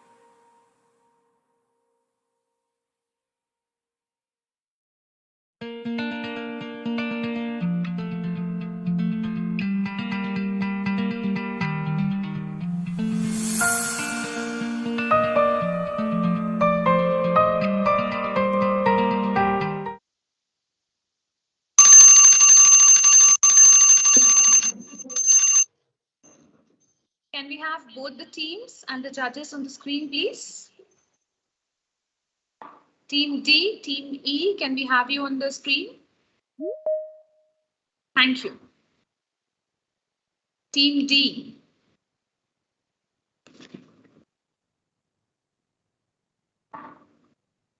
Team D, have you switched on your camera?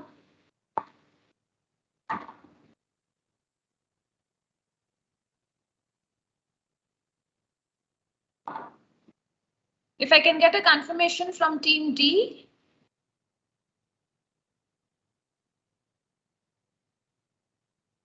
Are the participants of Team D here?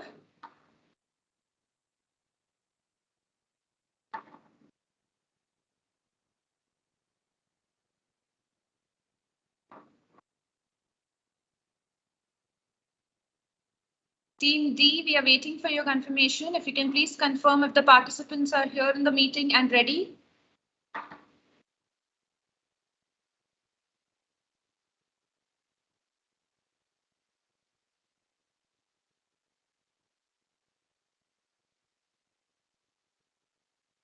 I once again would like to welcome our respected judges, participants, and our dear audience. It is now time to begin with the proceedings of round 2. I would like a confirmation from Team E if they are ready. Yes. Okay, thank you. Before we begin, would request everyone except the judges and the participants to switch off their mic and camera.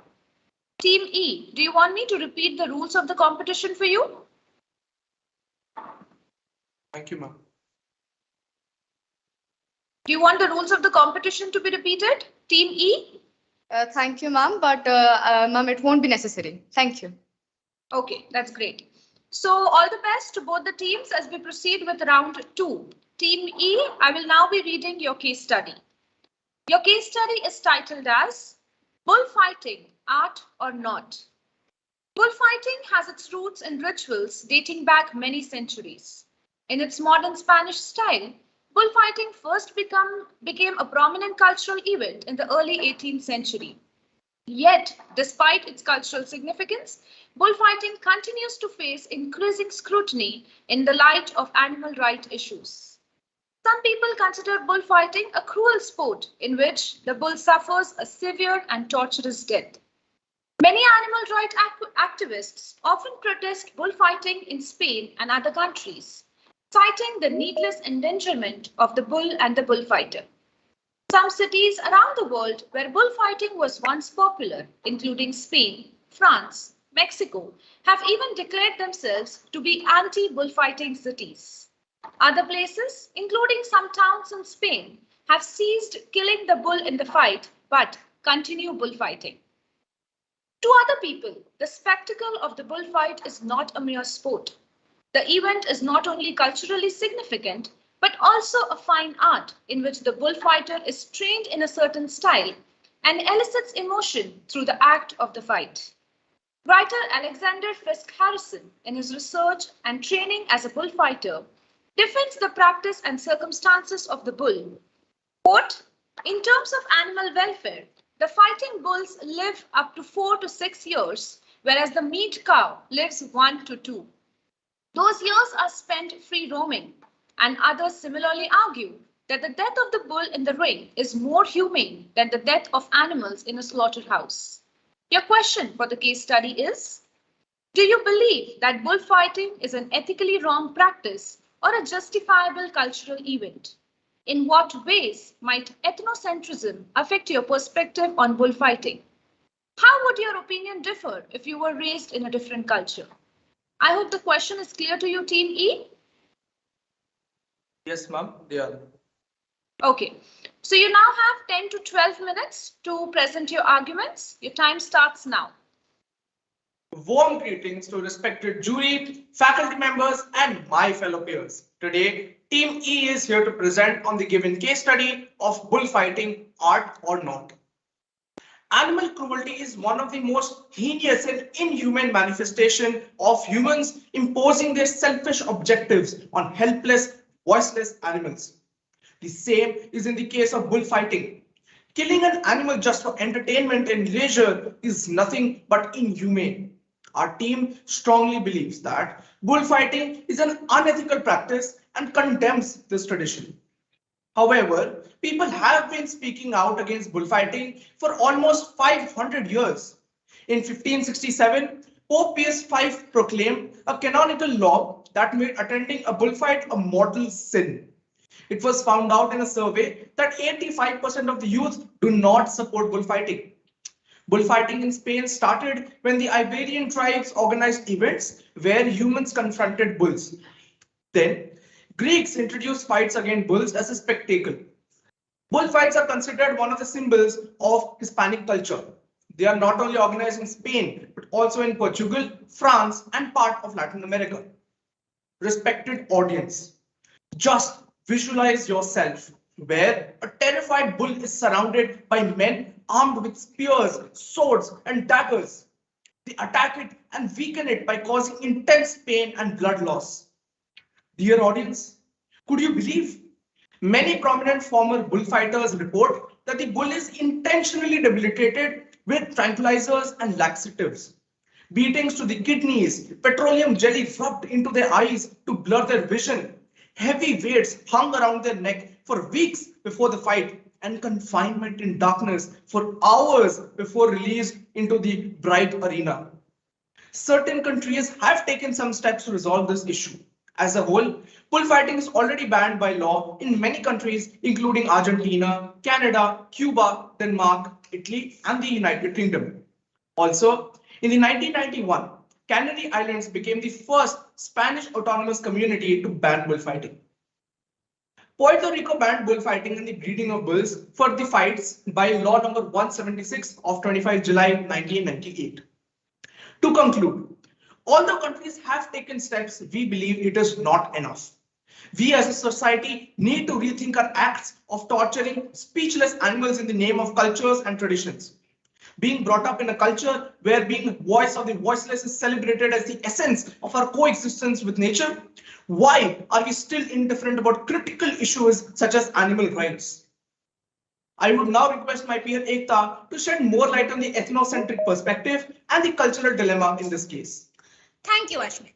In Spain, bullfighting is considered portraying the dance of death between human and beast, while it actually is a fight to death between a beast and a bull.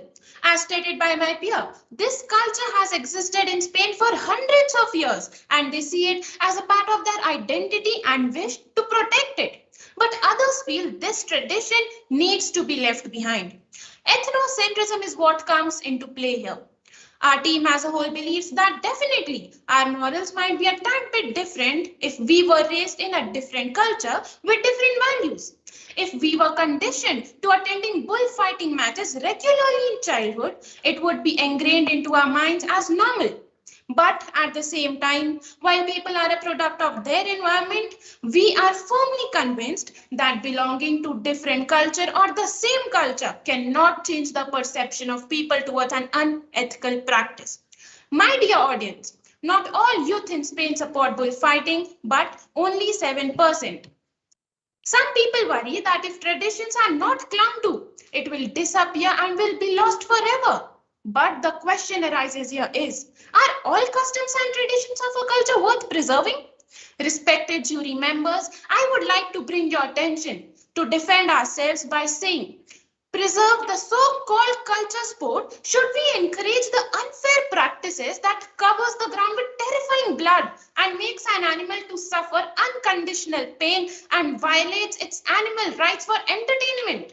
It's an astonishing fact that over 40,000 bulls have been killed each year in Spanish bullfights just because something is described as being an important part of a person's culture does not mean that it should blindly be allowed to continue. As times move forward, cultures change, and this is how it has always been. As we are entering into this new era of modern society, it is something that needs to be left behind. Culture is not a magic word, and simply labeling something as such doesn't make it right and above criticism. There are many traditions that existed in the past, but now are moved on from and abolished. Mahatma Gandhi said, and I quote, "It is good to swim in the waters of tradition, but to sink in them is suicide. Traditions are not cast in stone. To conclude, Spanish consider bullfighting as an art form to be preserved. But we as a team just do not see the brutal killing of an animal as spectator sport. While it is important to preserve traditions in order to conserve cultures, we do not believe that all traditions need to be protected. To claim cultural tradition as a reason for allowing bullfight to continue is simply incorrect. Now I would like my peer Hanok to continue with the presentation. धन्यवाद एकता। कथाओं से भरे इस देश में मैं भी एक कथा हूँ। एक कथा है वह भी। जब तक इंसान की इंसानियत सोती रहेगी तब तक उसकी कई प्रजातियां विलुप्त होती रहेंगी। उसे ईश्वर ने पशु बनाया है, क्या अपने व्यवहार से मनुष्य पशु नहीं बन रहा? सिर्फ वृषभ भिड़त में एक वृषभ को हिंसा का सामना नहीं करना पड़ता, सिर्फ लड़ाई में उसे अत्याचार सहना नहीं पड़ता, अत्याचार तो पहले से ही शुरू हो जाता है। यह एक पारंपरिक लैटिन अमेरिकी प्रदर्शन है जिसमें लड़ने के लिए पाले गए वृषभ को घोड़े पर सवार सशस्त्र लोगों द्वारा प्रताड़ित किया जाता है, फिर एक मेटाडोर द्वारा मार दिया जाता है। मेटाडोर एक स्पेनिश शब्द है जिसका अर्थ है मारने वाला। लड़ाई से पहले भूखा, पिटा, अलग थलग और नशे से अचेत बैल इतना दुर्बल है कि वह अपना बचाव तक नहीं कर सकता। चाहे यह भिड़त हो या भारत का जल्लीकट्टू, दोनों ही अनैतिक हैं और गलत हैं। लेकिन अब विडंबना देखिए, भारत में तो इस पर पशु क्रूरता निवारण अधिनियम 1960 के तहत प्रतिबंध लगाकर अवैध घोषित कर दिया, लेकिन स्पेन में अभी भी इससे भी खतरनाक और जानलेवा हिंसक प्रदर्शन चल रहा है। कुछ लोग कहते हैं कि किसी कसाई खाने में मरने से अच्छा है कि वे जानवर उस लड़ाई में ही मर जाएं, लेकिन शायद उन्हें यह नहीं पता कि हर साल करीब 2.5 लाख वृषभ उस भिड़त में ही मार दिए जाते हैं। यह भिड़त लगभग हमेशा समाप्त होती है जब मेटाडोर अपनी तलवार से उसके कंधों के बीच मारकर उसके दिल को छेदता है और उसे मार देता है। इसके बाद घोड़ों का एक समूह मरे हुए जानवर को मैदान से बाहर खींचता है। इस भिड़त में केवल वृषभ ही शिकार नहीं होते, उन्हें हल्कों में चलाने के लिए इस्तेमाल किए जाने वाले खुद को बचाने की कोशिश कर रहे घोड़े भी गंभीर रूप से घायल कर दिए जाते हैं या मार दिए जाते हैं। कसाई से परे एक वृषभ के मांस से पालतू भोजन, जानवरों के चारे और मनुष्यों के लिए प्रसंस्कृतिक खाद्य पदार्थों के लिए भी संसाधित किया जाता है। पशु शल्य चिकित्सक इस्माइल यूबेरो कहते हैं, लड़ाकू वृषभ का मांस दुनिया में कहीं भी उत्पादित सबसे पारिस्थितिक गोजतय मांस है। इसलिए यह कथन कि कसाई द्वारा मारे जाने से बेहतर है कि उनका मैदान में मरना अच्छा है, हमारे समूह का यह मानना है कि यह पूरी तरह से एक निराधार तर्क है। हम एक समूह के रूप में बड़ी दृढ़ता से मानते हैं कि सिर्फ मनोरंजन के लिए खेल के नाम पर जानवरों को कष्ट देना अनैतिक है। अंत में मैं सिर्फ वही कहना चाहूंगा जो भारतवर्ष के चक्रवर्ती अशोक सम्राट ने 3री शताब्दी ईसा पूर्व में कहा था। उन्होंने कहा, मैंने कुछ जानवरों को मारने के खिलाफ कानून लागू किया है। मनुष्य के बीच धर्म की सबसे बड़ी प्रगति जीवन को चोट न पहुंचाने और जीवित प्राणियों को मारने से परहेज करने के पक्ष में है। धन्यवाद। अब मैं अनुरोध करता हूं नंदिनी से कि आगे आप पर इस पर प्रकाश डालें। Thank you so very much, Hanok. In Hindu mythology, various god and goddesses are associated with various animals, which is very evident from the celebration of festivals like Nag Panchami or worshipping of Nandi Bull in Lord Shiva temple. The animal lover is not only restricted to Hindus, but it is a central theme of many other religions as well. But it all comes to a halt and looks very hollow when it is experienced in ground reality. The sentiments towards animal kingdom are also taken very seriously and in consideration by national leaders. As it is said, the greatness of a nation and its moral progress can be judged by the way its animals are treated. We also come across Chetak, the horse of Maharana Pratap Singh. Various poems and write-ups are there telling about the love of the king towards his horse. Despite so many instances which clearly portray how animals have played a very significant role in the past, us humans, with time, have forgotten our ethical responsibilities towards them. In a civilized society like ours, it is a duty of everyone to treat each other with care and an essence of humanity. This care and humanity should not only be limited against humans, but it should also be extended by the way we treat our animals. It is a moral duty to treat animals with care and show compassion towards them. Coming to the point of animal rights, There are various codes and conventions at the international level that work towards the protection of animals. For example, the Terrestrial Animal Health Code, which is overseen by the World Organization for Animal Health. We humans, just because we are the species which can dominate the ones which do not have their own voice. We can dominate the species who cannot stand up for themselves against their own pain and misery and are left to shiver and whimper when their lives are being taken away by us. Us, the humans, who very openly claim that they're very capable enough to feel and understand the pain of the other being. The very reason why the barbaric act of bullfighting is still continued because of tourism. Respected jury members, no doubts we have developed, but at what cost? Is it really a success for us and the human race when we have lost our own basic morals? What we believe is that if our heart doesn't clench every time we hear the cries of an innocent, then we people have lost our humanity. I would like to conclude by saying our task must be to free ourselves by widening a circle of compassion to embrace all living creatures. Thank you. Thank you, Team E. You've expressed some very good points. Now it's time for Team D to confer for 3 minutes and present their viewpoint on Team E's presentation. Your time starts now, Team D.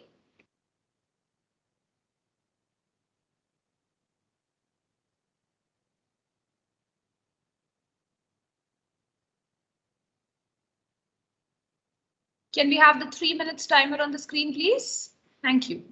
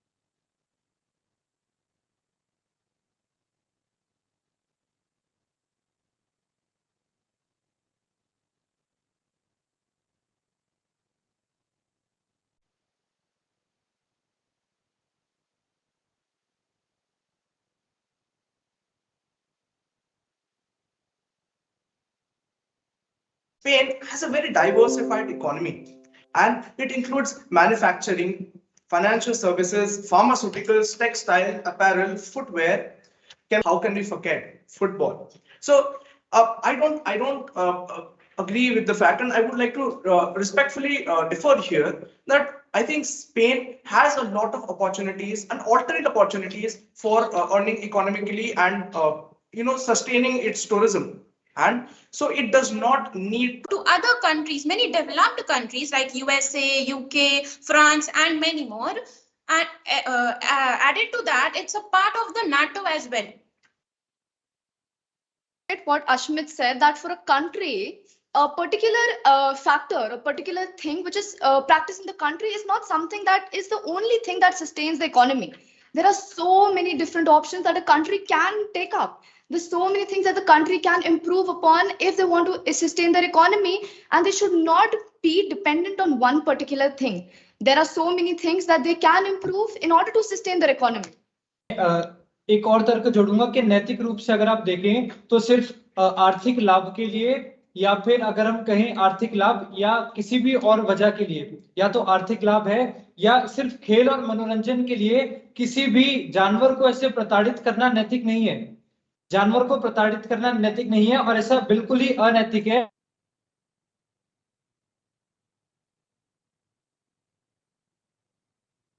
Apologize for the confusion here. This was the answer to the second question.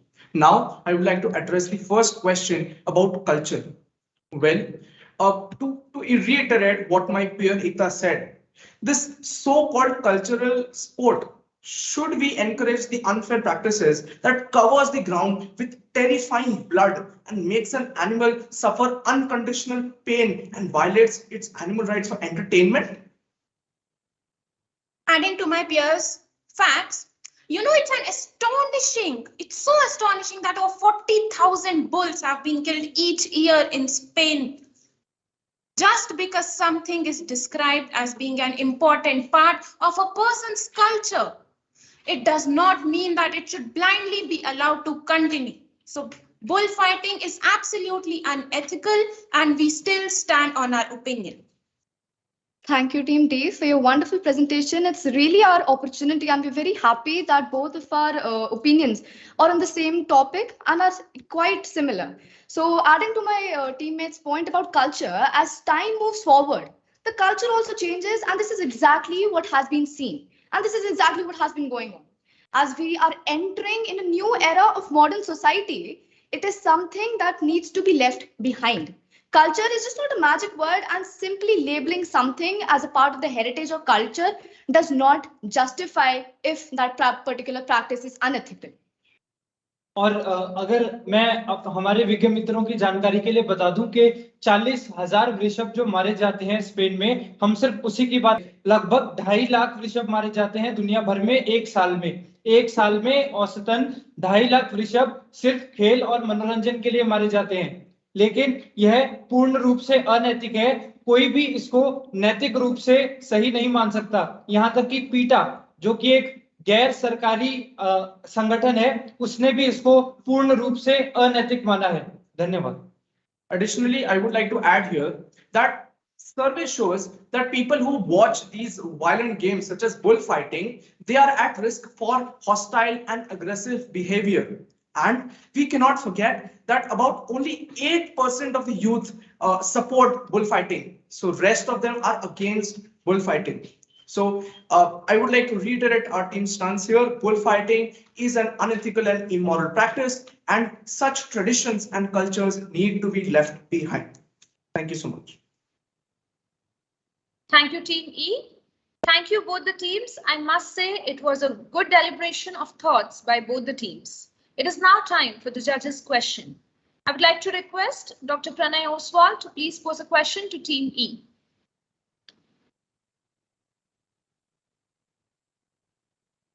Well done, Ashmit, Ekta, Nandini, and Hanoha, if I've taken your names correct. Yes, sir. So it's absolutely correct. Thank you. Great. Well done, guys. And now there are a lot of questions which I'm going to ask you now.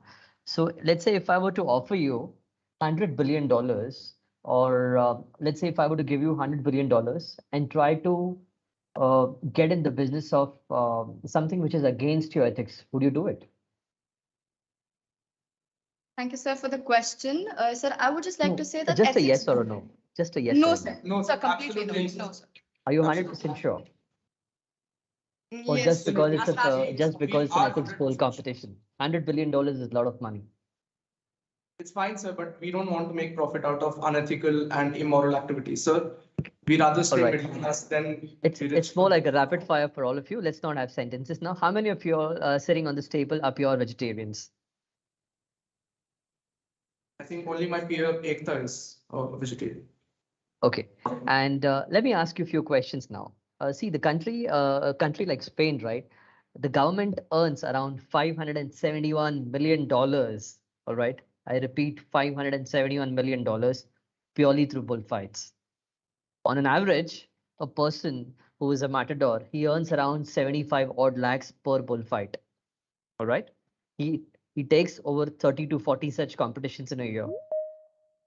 Now, when there are industries like hospitality, industries like transportation, industries like media, industries like advertising, industries like business, industries like business and trade particularly, because they also get their bulls from outside. Not all the bulls who are fighting in these bullfights are from Spain. All right. So there are industries like tourism. There are industries like gambling and betting. A lot of governments also bet on bullfights, and the amount of money beyond the purview of yours and mine understanding. All right. So, what, according to you, should be an appeal? Because we, as a country like India, we cannot have a direct influence on the culture of Spain. However, what as an appeal from individuals and young students like you, which you can make to the government of Spain?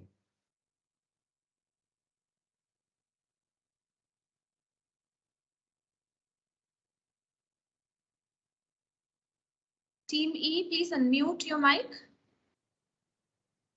Ashmit, if you can please unmute. Thank you I so can't much, hear sir. you. for the out of Please the repeat box what you question. said. Please repeat Thank what you you so said. much, sir, for the out of the box question, sir. Sir, we as a team believe that the country needs to promote innovation, like countries like Spain need to promote innovation and technology. So we as a team believe that immoral practices such as bullfighting needs to be, you could say, banned, because the money that is coming from it is basically killing of speechless and voiceless animals, sir. There are other and alternative ways of making your economy strong, which is seen at other countries where bullfighting is not so prominent, sir. So our team is against this activity, sir, and no matter amount of money that comes in from this activity, sir, it still remains immoral, sir. So we really need to be, as a human, really need to stand by our values and morality, sir. And you could say, sir, that sports is one of the things where Spain has been quite powerful and quite popular. So I would say the La Liga, which is a very popular football league, is from Spain. So Spain can. We really need to sir, get over this inhumane tradition, sir. Sir, I would just like to add on to the point that me as an individual, what would my aspiration or what would my request to the government of Spain would be? Sir, if, sir, on a personal level, sir, I would want that the government of Spain should ban all of these very inhuman bullfighting. As long as people are rooted to our ethics and morals, and we keep in mind the consideration and we consider that humans and animals, they work hand in hand, and we cannot just say that just because we humans are in a position and a power in which we can dominate the others. So as long Listen to you, because especially in a country like India, all right, we produce over 5.3 million metric tons of meat every year. All right. So as a country, even we cannot stop the production and the killing of cattle in our country. We have been ruthless in those areas. Also, we are not able to stop fights like the Jallikuttu in Tamil Nadu, the cockfights in Andhra Pradesh or Jharkhand or Tamil Nadu or Kerala, the Baligadi Shariat in Maharashtra, the camel race in Rajasthan, the bullfights, the bulbul fights in Assam, or horse racing also in a way is torturous to the horse in more than many ways, right? So there are so many instances. I think it's a very broad debate, not only because we are talking about bullfights, because we can see the inhuman way through which we are trying to torture the bull through the matador. There are luxury brands, and we are absolutely not proud about it, and they are absolutely shameless that they're not even happy to decline the overall killing of all these animals. Brands like Louis Vuittons, brands like Gucci, brands like Prada, brands like Hermes, they have been shamelessly killing and actually shaving off reptile skin. Is that not ethical? Is that not Absolutely. criminal? Sorry. So what, according to me, what is your appeal primarily? What is your appeal to all these bodies? Because see, and because even if somebody has to travel from India to Spain, one of those key attractions for us, we'll be enjoying those La Tomatina festivals, or we'll be enjoying those bullfights. How can we as a country refrain from even having this as a part of our itinerary? Sir, we absolutely agree with you, sir, and we are really enlightened and inspired by your valuable words, sir. Sir, we as a team believe that finding alternatives is the only solution here, sir. We can take example of the Jallikattu, sir. And the Jallikattu tradition has evolved over time, and nowadays there are other alternative methods such as not and by not torturing the bull. So there are sir, absolute alternatives, sir. We can use technology, we can use robos, and there are so many other methods by which these traditions can still be preserved. So we, sir, and we as a tourist, we as an individual need to stand by our values and not participate in these events, because not participating in these events will only hamper their earnings from this bullfighting and will further on discourage.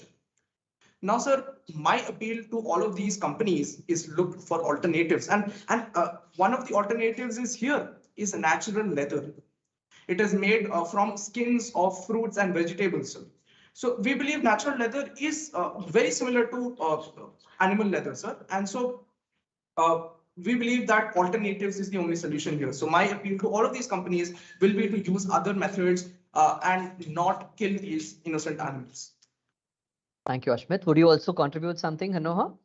Yes sir, जैसे कि आपने जल्लीकट्टू का नाम लिया था sir, Bharat सरकार अभी भी पशुओं के प्रति अपने सांत्वना को और बढ़ा रही है। अगर हम सब जानते हैं कि 2013 में पशु क्रूरता अधिनियम 1960 के तहत भारत में जल्लीकट्टू पर प्रतिबंध लगा दिया गया था, क्योंकि उससे जो वृषभ थे, वृषभ जो जानवर है, उनके प्रति जो लोग क्रूरता दिखाते थे उस पर प्रतिबंध लगा दिया गया। तो यह एक बड़ा कदम था भारत सरकार का, और भारत सरकार अभी भी काम कर रही है, क्योंकि मैंने जैसे कहा था कि ईश्वर ने हम सबको इंसान बनाया है, उन्हें पशु बनाया है, इसीलिए हमारा फर्ज बनता है कि हम उनके साथ भी इंसानियत के साथ व्यवहार करें। नहीं होगा, धन्यवाद। क्लासेस होगा, classes 6 to 8. Thank you, Teamy. So I think we should just accept what cricket is for India. Same is the case like bullfighting for Spain. So although we can try to make an appeal, but I think it's going to be a slow change. And for us to accept this change, it will definitely take time. Thank you so much, Teamy. And thank you very much, Ms. Renuka. You can have the judges also ask them the questions now. Thank you. Thank you for the thought-provoking question. I would request Madhushri ma'am to pose a question to Team E. Yes, this was a very interesting discussion. I would like to ask questions from two angles. First is from the angle of sports and relating it with cruelty. If we try to avoid this element of misuse of animals, or if we take proper care of this animal and then use them in the sports, then will it be ethical? This is the first question. And second is regarding the custom itself. When we say something is part of our custom, it presupposes that it continues in a society and it is subjected to social acceptance. So be it a morality issue or a legal issue, it always requires a social acceptance. And so whatever we feel, to make it executable, we need to create awareness in the society. So treating bullfighting as immoral, what measures can be taken to bring a change? These are my two questions. Thank you so much, ma'am, for a thought-provoking question, ma'am. I would request you to, ma'am, kindly reiterate the first question, please, ma'am. Yes, the first question is regarding the sport angle, which is available with this bullfighting. So, if we take proper care, or if we regulate this event of bullfighting, then will it be moral and ethical to have such sports? Because bullfighting or such events are already recognized as sport. Maybe sport with a risk. So if we manage a risk, maybe through law, will it be ethical and moral? Thank you, ma'am. Ma'am, we as a team believe that how much ever care is given to the animal, end of the day it is killed, and a sword is ma'am, put inside its heart, and blood is seen everywhere, ma'am. So it does not matter, ma'am, how much care and how much you could say, ma'am, regulations are brought in. We can't change the fact that the animal is killed in the end of the day for entertainment and leisure, ma'am. So it will be immoral, ma'am, anyways, ma'am, and it will be very unethical.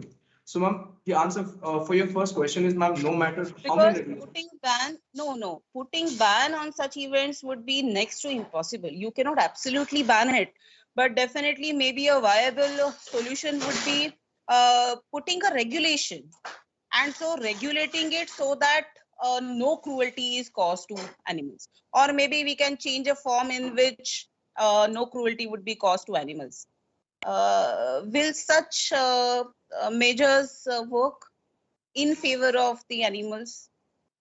Thank you for the question, ma'am. Ma'am, as we completely agree with you that putting a complete ban on such things might be next to impossible, but it is something which is not completely, it can't be executed. But then at the same time, ma'am, you said regulations need to be put which can work in favor of the animals. Ma'am, I would just like to give one example that after, even in Spain, as we said, by the statistics and the surveys which were conducted, one thing which is very prevalently coming out and very evidently it is seen that nearly 85% of the population and the youth is completely against the practices of bullfighting.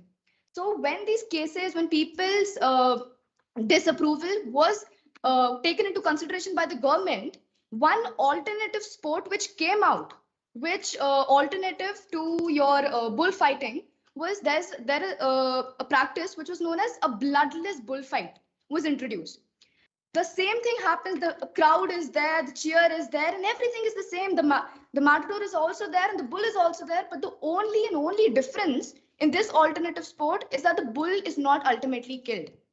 The person will be there in the ring, the bull will be there, and everything will be the same. But the only difference, the factor which determines the victory of the person, is that a tap on the back of the bull is what determines the victory instead of killing being a factor of the victory. So regulations like these can be there, but if we have a chance and if ideally, if there can be a possibility that there's a complete ban on it, then why not, ma'am?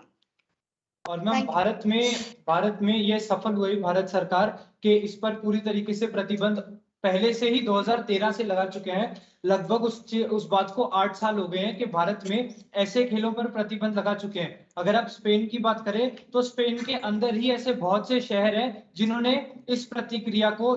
इस खेल को Spain में ही बंद कर दिया है। ऐसे बहुत से शहर हैं, लेकिन कुछ शहर हैं जो अभी भी इसको चालू कर रहे हैं। हमारा मानना है कि हमें आशा है कि धीरे धीरे वहां पर ये प्रतिक्रिया मुश्किल है, ये असंभव तो नहीं लेकिन ये मुश्किल है। धीरे धीरे हमारी आशा है कि धीरे धीरे ये खेल को लोग समझेंगे और बंद करेंगे ताकि जानवरों के प्रति जो हमारा प्यार है वो उजागर हो सके। धन्यवाद। I would like to reiterate my team's opinion. Ma'am, because this practice is very unethical and 85% of Spanish people do not support. We have an example that the Canary Islands were the first Spanish autonomous community to ban this bullfighting. So banning can be done, and if not, as said my peers, regulations can be made. Thank you. Thank you. धन्यवाद। Thank you, ma'am. And the second question, if you want to answer, regarding the custom, as you are saying that already 70% of the people do not follow this practice, then probably the measures to make the remain people aware of this cruelty, what measures can be taken? I think awareness is the only thing that can be done now. Because we as a society should not only depend on law. So we should go beyond laws, and ma'am, awareness is the only thing that can be done. So ma'am, using media and education is these two are the very powerful tools which have developed since a long time. The social media and teaching these subjects in school, and this very forum where we are discussing this, these are very, very good mediums by which awareness can be raised, ma'am. So we as a society, we as tourists, because I mean, I can be a future tourist because so I, as a tourist, I will not go and see the bullfighting and encourage this immoral behavior. So awareness is the only thing that can be done. In addition to this, can we make use of positive use of these animals? Because animals are also our asset and they are counted in the property itself. So can we make an awareness by making positive use of these assets instead of wasting it in this way? Can that be a probable solution? We absolutely agree with you, ma'am. And I can't forget one of the videos where animals such as cows were, sent to cancer hospitals for children, ma'am. And it is a therapy, and that is scientifically proven that interaction with animals, ma'am, can to some extent help in the cancer, ma'am. So these animals can be promoted by sending them to such hospitals, and my open farms can be open where they are openly presented to the people, so the people can see them in their natural habitat and not in rings killed by swords and spears, ma'am. And obviously, ma'am, agriculture is another area where they can be used, ma'am. Ma'am, I would just like to add, and ma'am, in defense also, ma'am, we can see even in our country, the dogs are being used so extensively. Ma'am, either they can be used for, they can be used in, ma'am, bomb squads and stuff. So, ma'am, ma'am, the animals play a very vital role in our life, and it is our responsibility as humans that we also need to reciprocate the same. We also need to make sure that we consider their well-being alongside our own profit and benefit, which according to us can be done. Thank you, ma'am. Right. Thank you so much, ma'am. Thank you to the judges as well as the participants. With this, we have come to the end of match 2. It was indeed an appealing discussion. Dear judges, your inputs are extremely valuable to us. May I request you to provide your feedback on today's matches? Pranay sir, can we hear from you, please? Am I audible?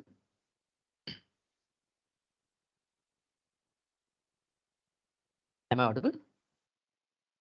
Yes, sir, you are. Great. So thank you very much, first of all. And let me tell you, Ethics Bowl is all about respect, respect for yourself and also for others, safeguarding one's dignity and also keeping others' dignity intact. Having said that, Ethics Bowl is now almost a 3-decade-old concept introduced by the Illinois Institute of Technology in the year 1993, developed by Professor Robert Ladinson. I've had the opportunity to moderate one of the Ethics Bowl's sessions almost a decade ago during my MBA days. So my heartiest congratulations once again to the phenomenal organizing team of APS Kirkee, particularly Ms. Adishri, Ms. Panikar, Principal Ma'am, Mrs. Aati Sharma, Army Wives Welfare Association Southern Command Ethics Bowl Team 2022 for curating such a thoughtful initiative. My compliments to all those backstage heroes, coaches, teachers, mentors who have spent their sleepless nights in giving a structure to this flow and overall conversation which we have through multiple case studies and also preparing all the students to speak confidently before all of us. It was an audio treat for the years to listen to students speak such flawless Hindi. I'm confident this would be witnessed only across APS's pan-India. As Indians, we are popular around the equator in the art of interrupting when we have someone speaking particularly.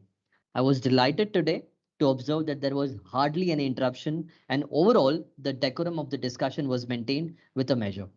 There was a sophisticated agreement in all your disagreements, I must say, students.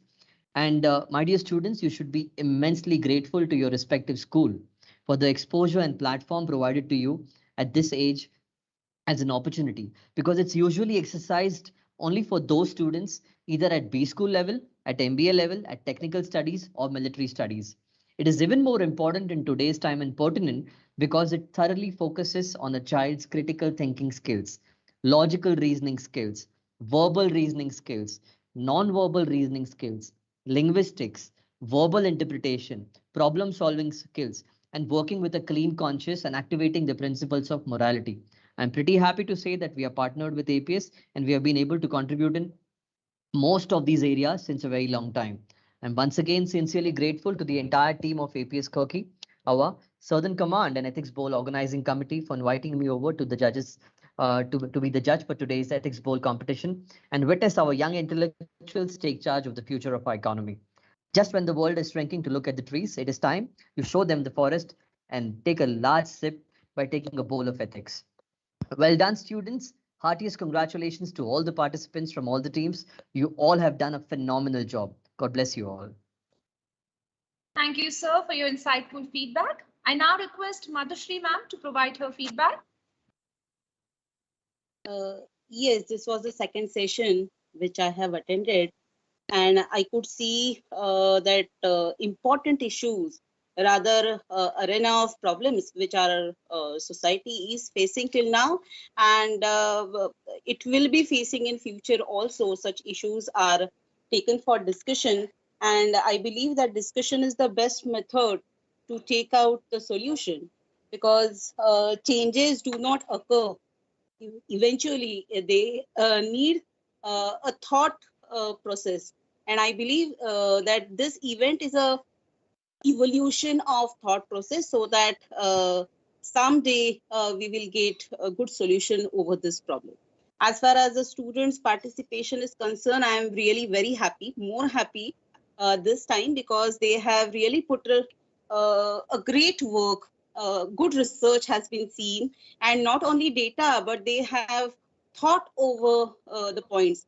And it was not only a simplistic presentation, but I believe that they have assertively put their points, which is more important, because in law it is said that reason is more important than what you say. And so I could find that reasoning part in their presentation, and I'm very happy for that. So all the best to all the participants. I once again congratulate and thank the institution for this wonderful event. Even today, I have faced some technical problems, so I could not attend 100%, but whatever I could, particularly in the last session, whatever I could contribute, I'm very happy with that. Thanks a lot. Thank you, ma'am, for your enlightening feedback. As I conclude, I would request the judges to kindly tabulate the scores for Team E. It was a great experience for me being the moderator of today's event, and I appreciate the well-presented discussion by all the teams. I would now like to hand over to Sonia ma'am for further proceedings. Thank you. Thank you, Renuka ma'am, for the excellent moderation. We thank you for carrying out the event so well, ma'am. Thank you so much. So, yet another bowl filled today with wonderful discussions and insights presented by all the teams. Very well played, children. Your cases were presented with great firmness, and the questions were handled with great dignity. A round of applause for all our teams. Very well done. While the judgment is being compiled, let's watch a video by one of our talented students of APS Kirkee, who made us proud by winning the first prize amongst participants from 4 different countries at the International Inter-School Hindi Storytelling Competition conducted by Act Universal UAE Oman. उपस्थित सभी श्रोतागणों को मेरा सादर प्रणाम। प्रेमचंद कथा पर्व के उपलक्ष्य में प्रस्तुत है भारत के प्रसिद्ध कहानीकार मुंशी प्रेमचंद जी द्वारा रचित कहानी मेरी जुबानी बूढ़ी काकी। मुझे विश्वास है यह कहानी सुनकर आप सबके मन की मिट्टी गीली हो जाएगी। कहते हैं बुढ़ापा बचपन का पुनरागमन हुआ करता है। यही बूढ़ी काकी के साथ भी हुआ था। उन्हें समय पर भोजन न मिलता या बाजार से आई कोई चीज उन्हें न मिलती तो वे गला फाड़कर रोने लगती। अब एक भतीजे बुद्धिराम के अलावा उनका कोई न था। उसी के नाम पर बूढ़ी काकी ने अपनी सारी संपत्ति लिख दी थी, फिर भी उनको भरपेट भोजन नसीब न होता। बुद्धिराम की पत्नी रूपा का स्वभाव काकी के प्रति तीव्र था। बच्चे भी बूढ़ी काकी को खूब सताया करते थे, सिवाय छोटी लड़की लाडली, जिसे बूढ़ी काकी से अनुराग था। एक बार की बात है, बुद्धिराम के बड़े बेटे मुखराम का तिलक था। मेहमानों से भरे घर में खूब रौनक थी। भट्टियों पर कढ़ा चढ़े थे, घी और मसालेदार भोजन की खुशबू कोठी में बैठी बूढ़ी काकी को बेचैन कर रही थी। मन ही मन में बोली, आह, आह, कैसी सुगंध है, पर मुझे कौन पूछता है। जब रोटियां ही नहीं मिलती तो ऐसे भाव कहाँ की पूड़ियां मिले। काकी से रहा न गया और वे रेंगती हुई कढ़ा के पास जा बैठी। उन्हें देख बहू रूपा आग बबूला हो गई और काकी को झटक कर बोली, ऐसे पेट को आग लगे है, अभी मेहमानों ने नहीं खाया, भगवान को भोग नहीं लगा, तब तक धैर्य न हो सका, आकर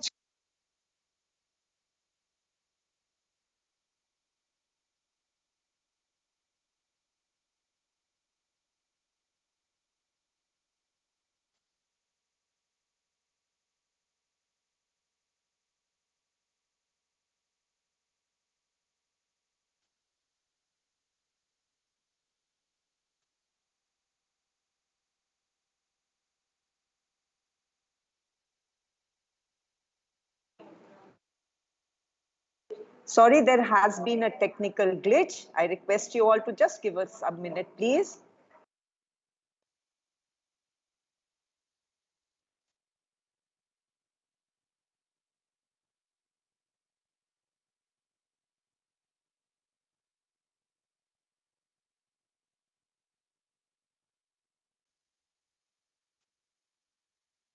उपस्थित सभी श्रद्धागणों को मेरा था।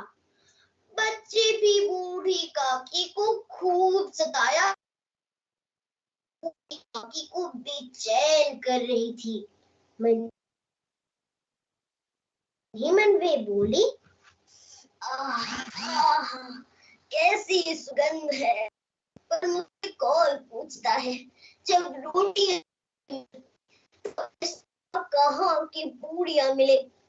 काकी से रहा न गया और वे रेंगती हुई कढ़ा के पास जा बैठी। उन्हें देख बहू रूपा आग बबूला हो गई और काकी को झटक कर बोली, ऐसे पेट को आग लगे है, अभी मेहमानों ने नहीं खाया, भगवान को भोग नहीं लगा, तब तक धैर्य न हो सका, आकर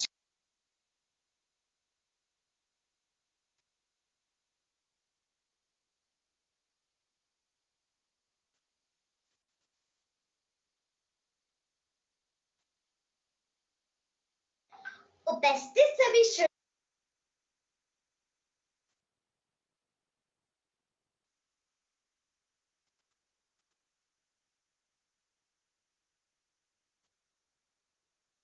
की पूड़ियां मिले। काकी से रहा न गया और वे रेंगती हुई कढ़ा के पास जा बैठी। उन्हें देख बहू रूपा आग बबूला हो गई और काकी को झटक कर बोली, पेट को आग लगे है, अभी मेहमानों ने नहीं खाया, भगवान को भोग नहीं लगा, तब तक धैर्य न हो सका।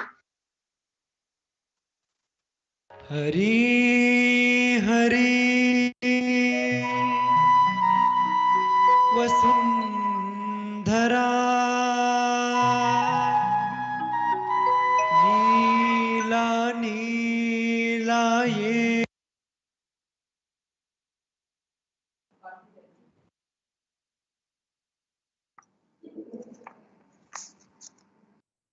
On behalf of the school management and principal APS Kirkee, Mrs. Aarti Sharma, I would like to express my heartfelt gratitude to Mrs. Anita Nain, Regional President AVA Southern Command, and Mrs. Aarti Jaldeal, Chairperson School AVA Southern Command.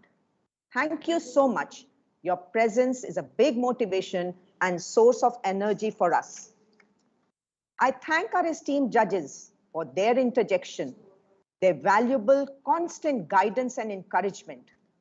Thank you for inspiring our young minds. We hope you found the entire process interesting, a great learning too. We also thank all our guests and other attendees who are connecting with us through social media. As someone truly said, winning is fun, sure, but winning is not the point. Not giving up is the point. Never being satisfied with what you have done is the point.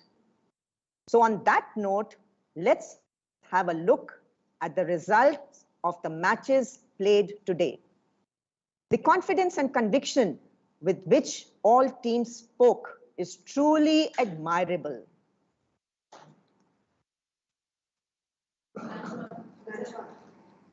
The first match was played between Team A and Team C, and the winning team is Team A. And the runner-up is Team C. Congratulations and well done, children. The second match was played between Team D and Team E. And the winning team is Team E. And the runner-up team is Team D. Congratulations. Great going, children. So the current tally of the matches conducted so far is up on your screen. Keep it up. Proud of you, children. Each of the teams has surpassed their limitations to excel in their presentations, and that is the purpose we are seeking from this prestigious event. So each one of you is a winner in your own right. Well done, children. See you all on Monday for the next set of matches. Until then, take care, stay safe, and a happy weekend. Jai Hind. Ma'am, could you please tell our marks? Just a second, beta. Yes, ma'am.